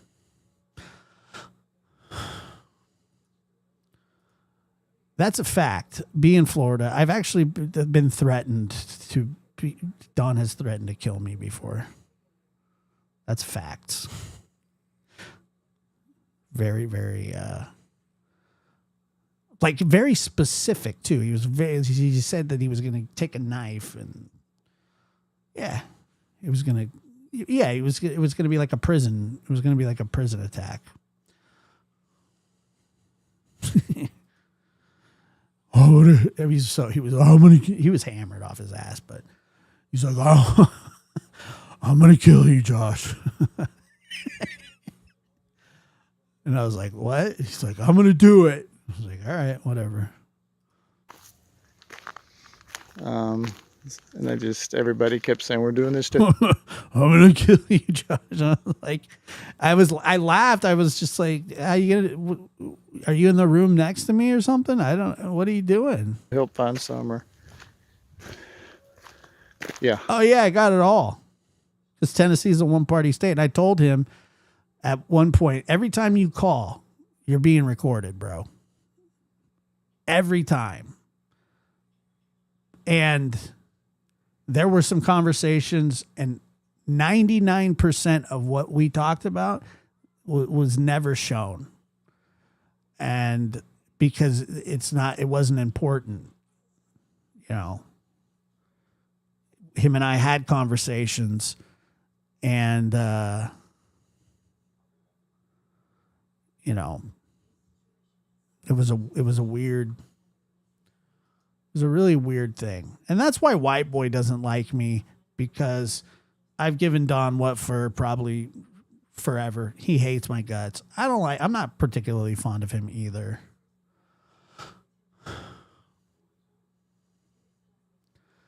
But he called me and he was like, why do you got to be such an effing N-word? That's what he said, right? And I was like, what? And I don't even remember what it was over. I think he just didn't like the coverage of he didn't like my coverage, which I said that I knew, I understood.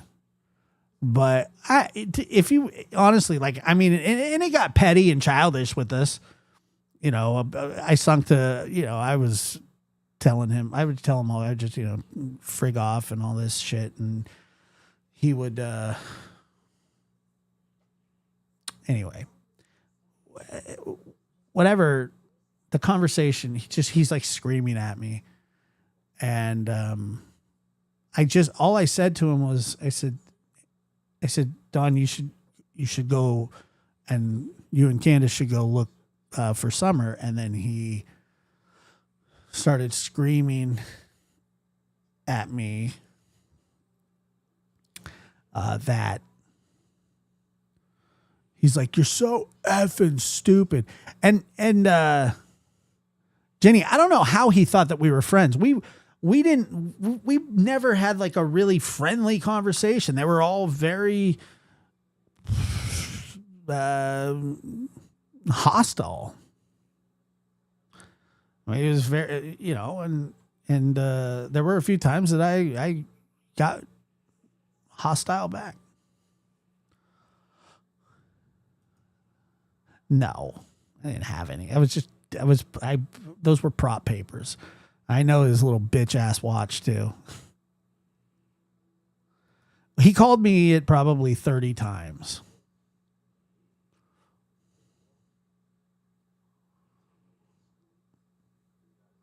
No, I don't have those. I don't want any. I don't want anything with his name on it in my house.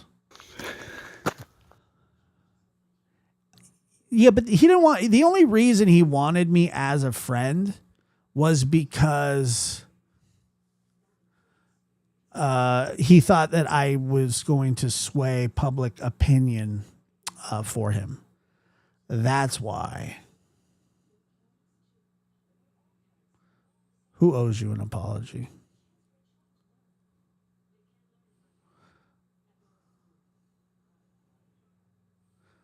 That's all it was.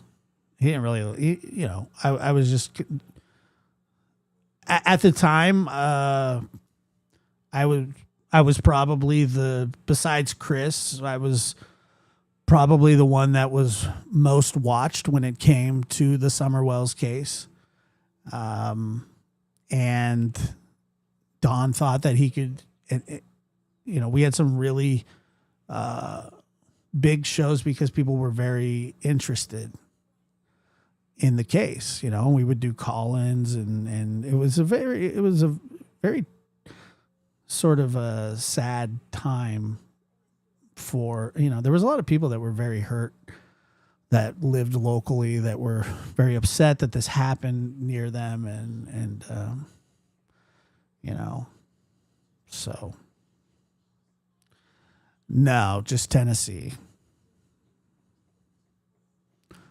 I've been invited to stay there, and we were actually, Dawn said that we could have. I reported it. They just said that there was nothing that they could do because it was out of state. No, Dawn invited me to come stay there, but we were actually going to, I don't know if anybody remembers this, but we were going to organize a search. And I told I even told Dawn, like, no cameras, no nothing. Like, we'll just, you know, we'll get people out there and we'll search. And then initially, yeah, and I was going to go. We were all going to go. And then the next day, Tim Mullen was posting on Summer's page that anybody that shows up at this certain time on this certain day is trespassing, and that we don't have permission anymore. So, you know, that just told me, you know, it was ridiculous. Well, it wasn't going to be like a live streamed thing. Like that's not what it was going to be. I mean, I'm sure people were going to wear GoPros and stuff there were people that were going to have drones and that. And I was ready we were ready to go and help. And I was like, oh, this is amazing that this is going to happen. You know, I was like, wow, it got shut down the next day. That'll be another topic. They were using him, and it was so clear. Yeah, and by the way, there was oh God, we had just in one day, like just on that show, I think there was like 100 people already committed to going to help. Muscles was one of them. It is what it is. There were a lot of people willing to go. And that's what I'm telling you, is that it wasn't like a show. No, just like we were going to check like the surrounding areas. We weren't going to be on their properties. Like we weren't searching the house or anything like that. TBI did that. But I was just talking about like the surrounding areas, because I've always believed, and I always thought, and I don't know about now, but I always thought that she was if she was out there, that she was, you know, relatively close.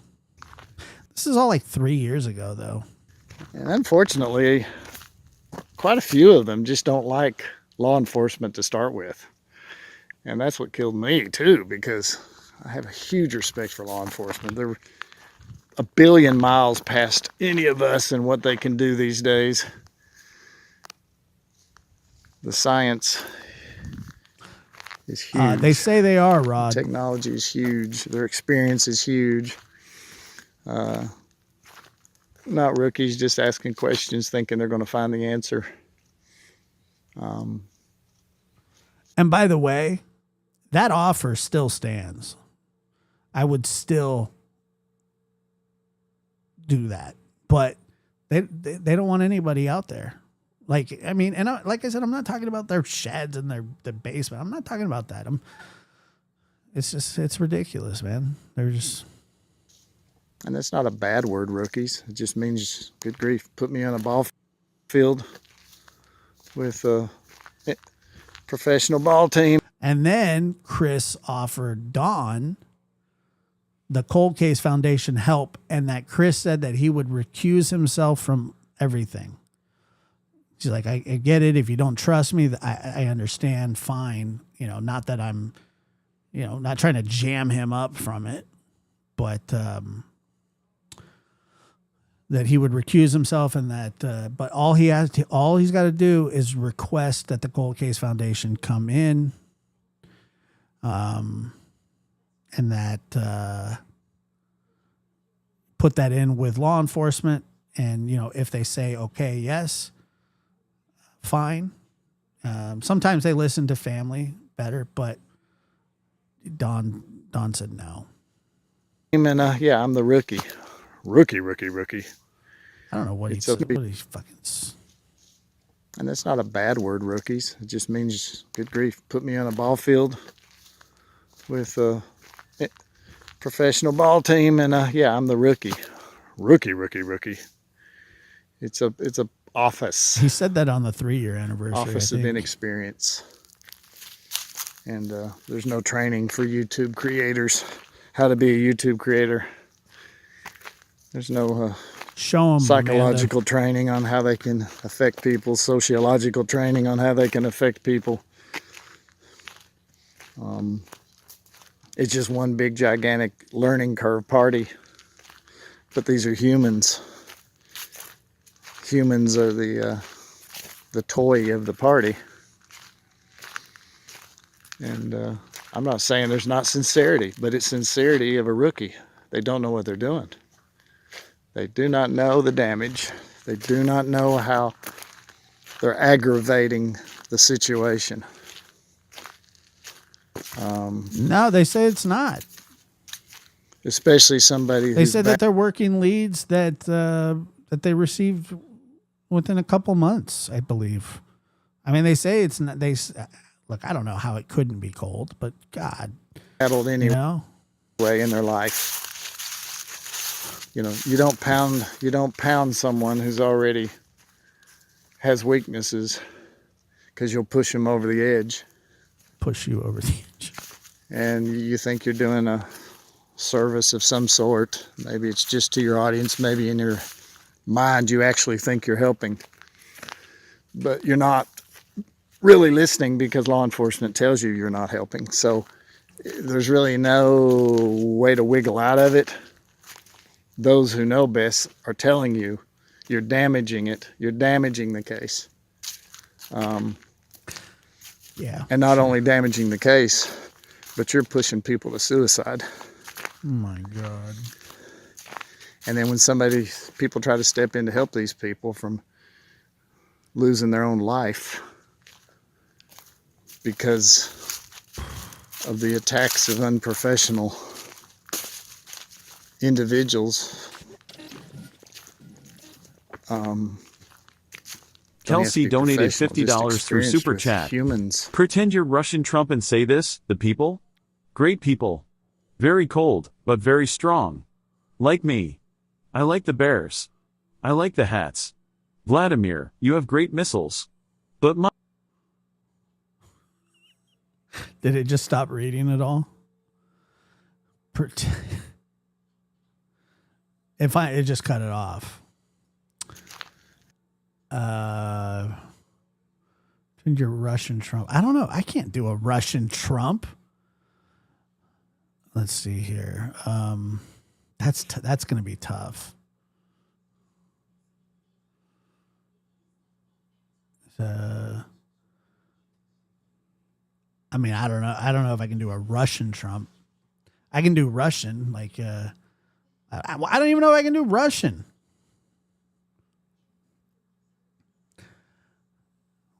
Let's see. The people, the great people, very cold but very strong, like me.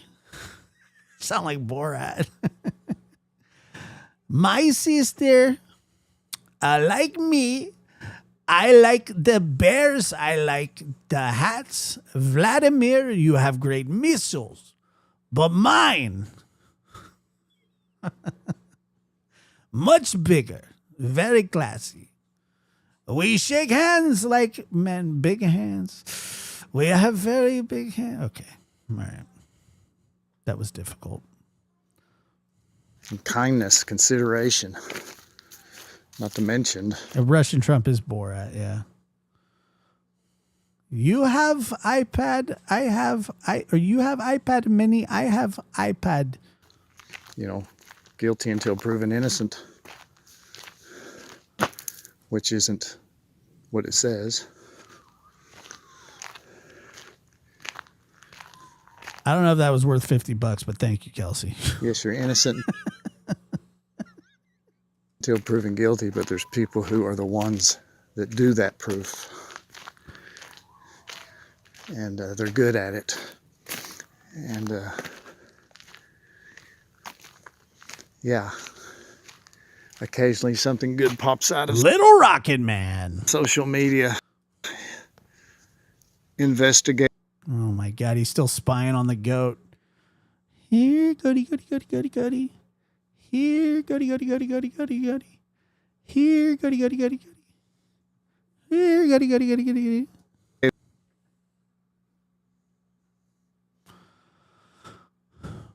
I love goats. And YouTubers, but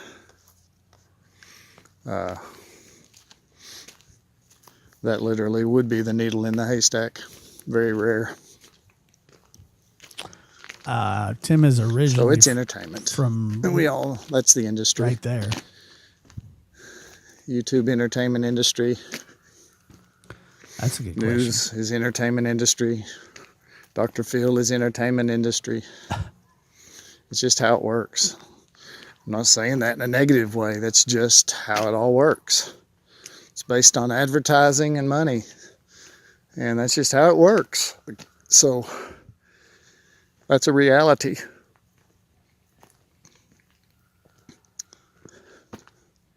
So, yes. Yeah, back to watching the wolves eat. Don especially was being used for entertainment purposes.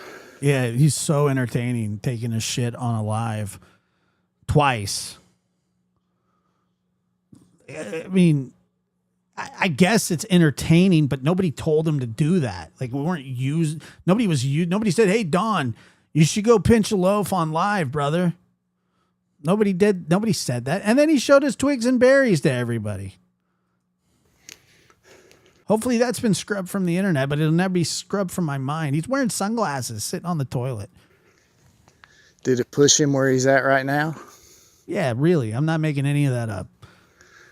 Everybody will just. I wish I was. I wish everything that I just said I would have to say allegedly. That really happened. I watched it. Have to decide that on their own.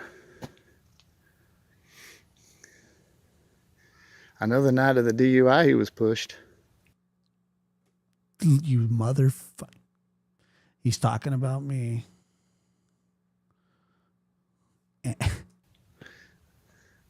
The night of the DUI he was pushed. I don't even remember you saying this, you little bitch. See, I'm telling you, they blamed me and Doug and Chris.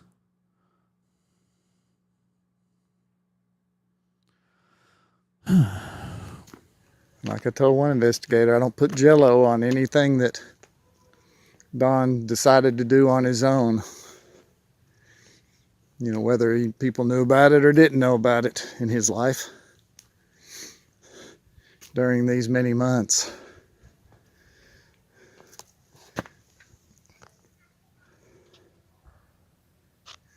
What are you doing? But I know the night of the DUI he was pushed. Bullshit. You're such a liar, dude. He pushed himself. A little enabling douche. Hold on a second. Webcam. Hold on. We have company. Come on.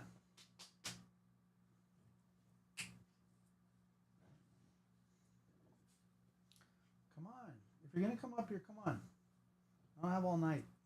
I mean, I do, but I don't want to do this all night. Right now, he's scratching his belly. He wants me to pick him up.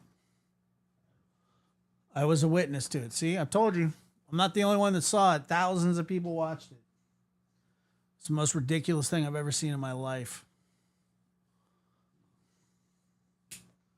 Come here. Does anybody remember when Benny Keys read his statement? That was funny. And then Candace is like, what's he doing? And he's like, that's my statement. He's like running around with his shirt off. Get up here. Come on. Come on. Get up here. Come on. If I don't pick him up, well, he got, yes, but he said that he was on live with us. And come here. Come here. If I don't pick him up now, in 2 seconds, he's gonna be growling at me. Get over here. All right, I'm not paying attention to you now. If I don't pay attention to him, he might watch. Yeah, Don made a fool out of himself. Oh, he's coming. What the hell just happened? What was that? Okay. I'm waiting. He wants me to pick him up, but he's scratching his belly right now, like on the floor. All right, come here. Come on. Come on.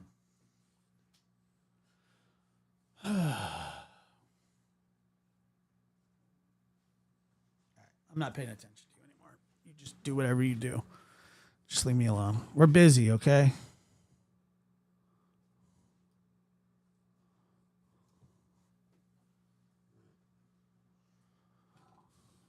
All right, we're almost done with this. I saw it. I knew it once. Those were some crazy days. The craziest of days. But I know the night of the DUI, he was pushed. I saw it. Does that mean you were watching, you little bitch? I knew it. You knew it. Yeah, we pushed him big time. Because I knew him by then, and I saw the setup. Yeah, man, it was elaborate. Hold on.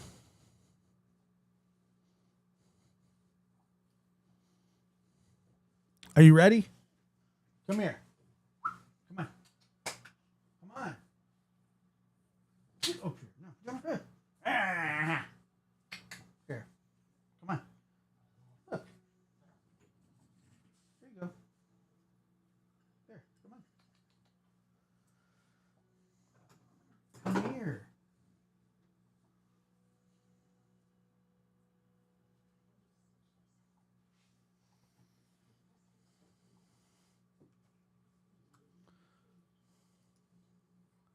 There was no setup.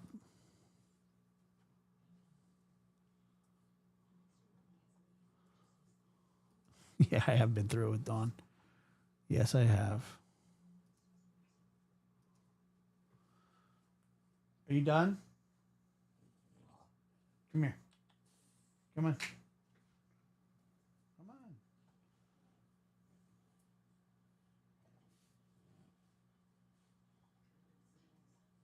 People want to see you. I could care less. It's whatever. If you want me to hold you for a minute, I'll hold you for a minute. If you don't, fine. But don't get upset in like 5 minutes when I stop paying attention to you altogether. Come here. Come on. All right. I'm done with him. Sorry. Macho's being very bad. He's not listening. He's being very argumentative. All right, here we go. And to them, it was entertainment and ha-ha. And see, we kind of told you he was a no good guy. Yeah. That's not what we said. We said, oh, shit. Don just got pulled over for drinking and driving because I shoved alcohol down his throat. And then I said, hey, Don, you should drink and drive and make sure to run out of cigarettes. And then while you're doing it, make sure you speed past a cop like a moron. I'm not sure the great judge will see it that way. Really? Because he ended up doing 9 months for a... Currently. He did 9 months. There's always room for forgiveness. And then those things can be washed away. Come on. But it hadn't happened yet. So yeah, I will say Playing that. games. Putting nothing else aside, not trying to make Don anything, some kind of saint. He won't even do that to himself. He knows better than that. But I will say this. He was pushed that night. He was pushed. He was tricked and he was pushed. And it was a pattern that would happen. No, he doesn't got to go potty. He stands next to the door and goes, "Rrrr." Yeah, great advice. And let me make it clear. I ain't putting Jello on any decision because he still made the decisions. What does that mean? Now you. Okay, good job. Come here. You really are enormous. Hi. This is what you finally wanted? Tell everybody hi. Otis staring at us. Whew. You are heavy.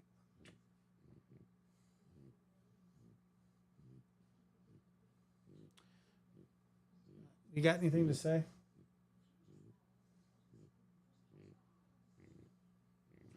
Hold on, I'll try and. All right, sorry. Just hang on. Hang on. Make the screen a little bigger. Okay, there you go. How's that? Hey, look over here. Say hi, everybody. Say hi. Hi. Say hi.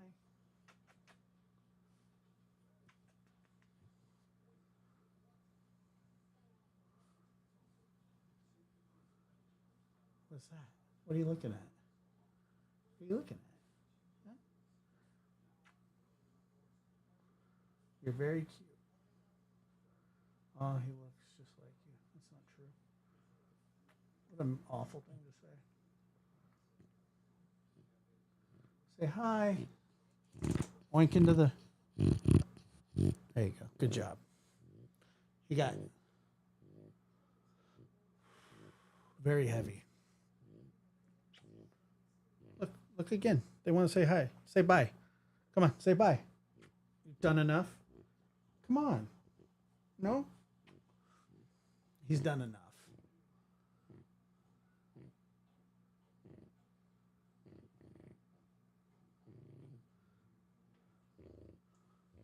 I don't. Come on. Come on, buddy. There you go. How's that? Is that better? Is that better? Huh? You are very handsome, aren't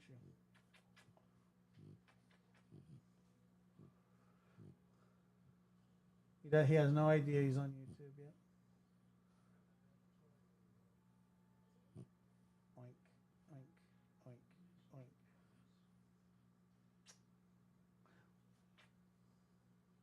He's 7. Yeah, but he loves to cuddle. Watch, he's gonna fall asleep. Watch.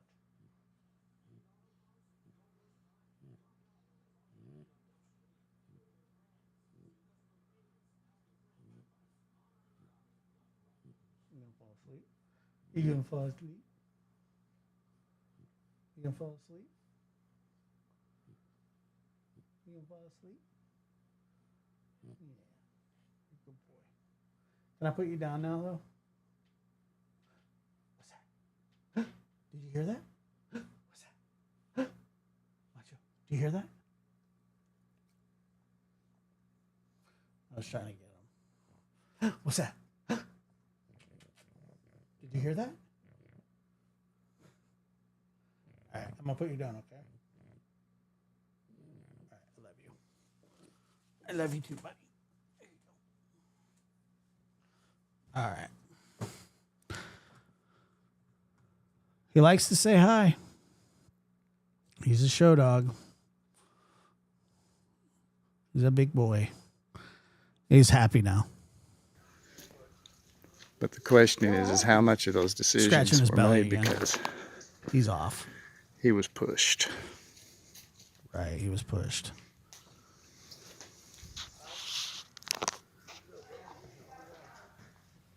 He's very cute. All right, guys. Thank you so much for being here. I had a blast. Get back up there. Now Otis is down. He's not much like, I don't think he'll. Sometimes he wants me to pick him up, and then sometimes he doesn't. Come here. Otis, come here. Come on. Otis. Come here, buddy. Come here.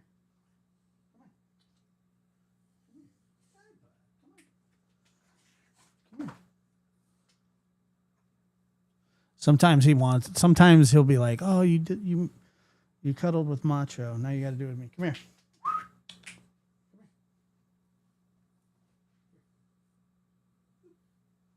Come on. Here.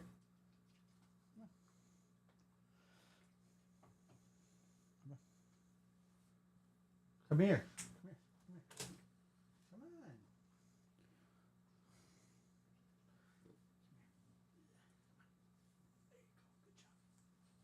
Say hi. There's little Otis.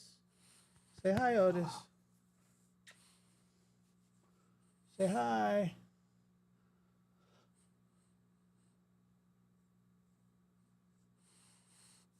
Want to say something to Mike? No, not really. This is Otis. Oh, buddy. You're cute too, huh? He likes the cuddle. Just not as much as Macho.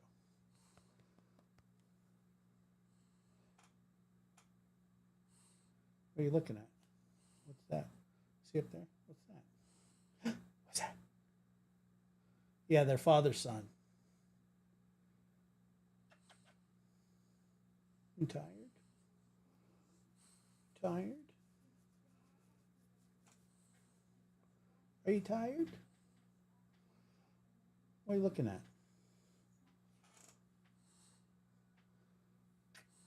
All right, I love you too. He's loving this. Yeah, they're father-son.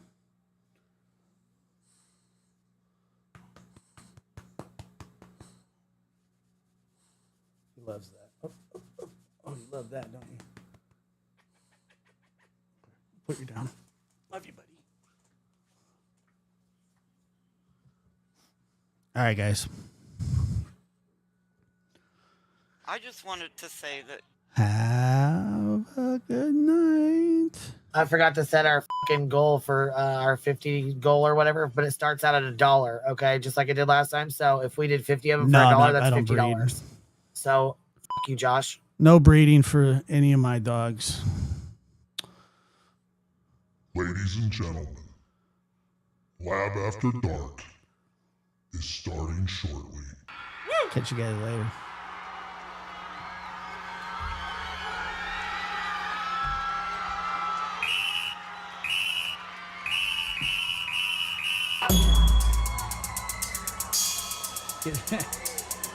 Time to skedaddle.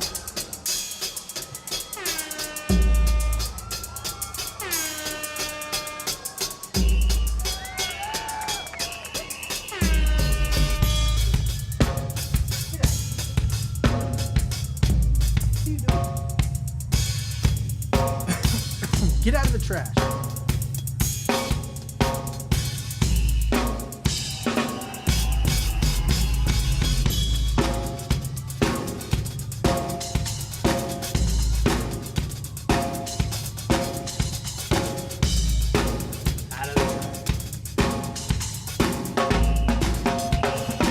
First thing he goes for is the trash. Lab After Dark is starting soon.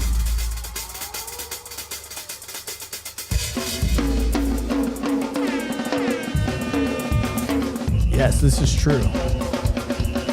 Otis's brother lives with my cousin. That's right. Tommy! Tommy! What are you doing?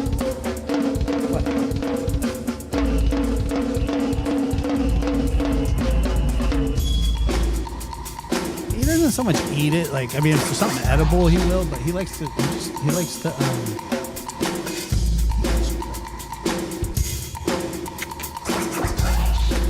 to just like throw stuff around. You should have. Their dinner tonight was better than my dinner. You know what they had? They had dog food, banana, and yogurt.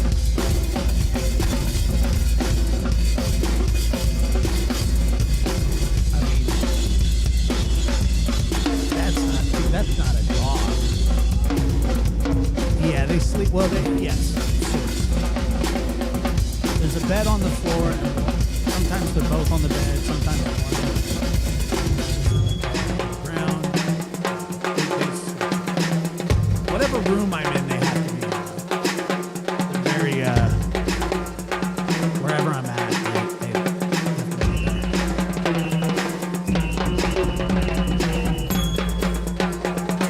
Otis will follow me everywhere. Macho just kind of makes sure I'm like there, you know, he looks, but Otis is everywhere.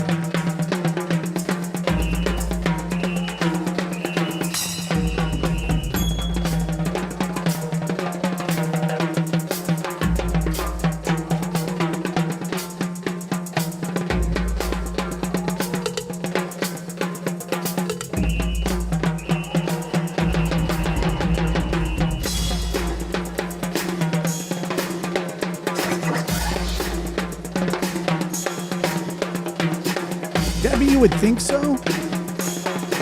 You would think so, but they do a little bit at first, but they settle in. And they go to sleep. Right. Well, you open that. I just make them get on the couch and then they sleep. They do pretty good.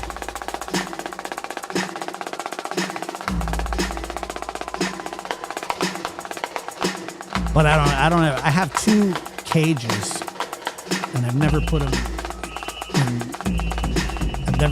there unless to keep them separated. But whatever. They were sick.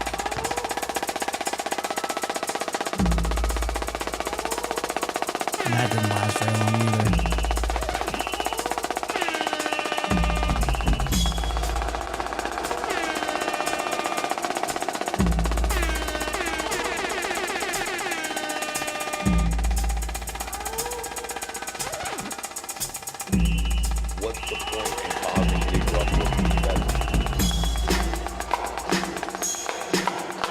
Jenny, number 1. Starts now. I don't know how that works, though. I really don't. Are mods not allowed to get ranked? That's not nice. Have a good night. Cakes Boo and Kelsey, thank you so much again. And also Jenny. And everybody else that was here that liked the show. Thank you.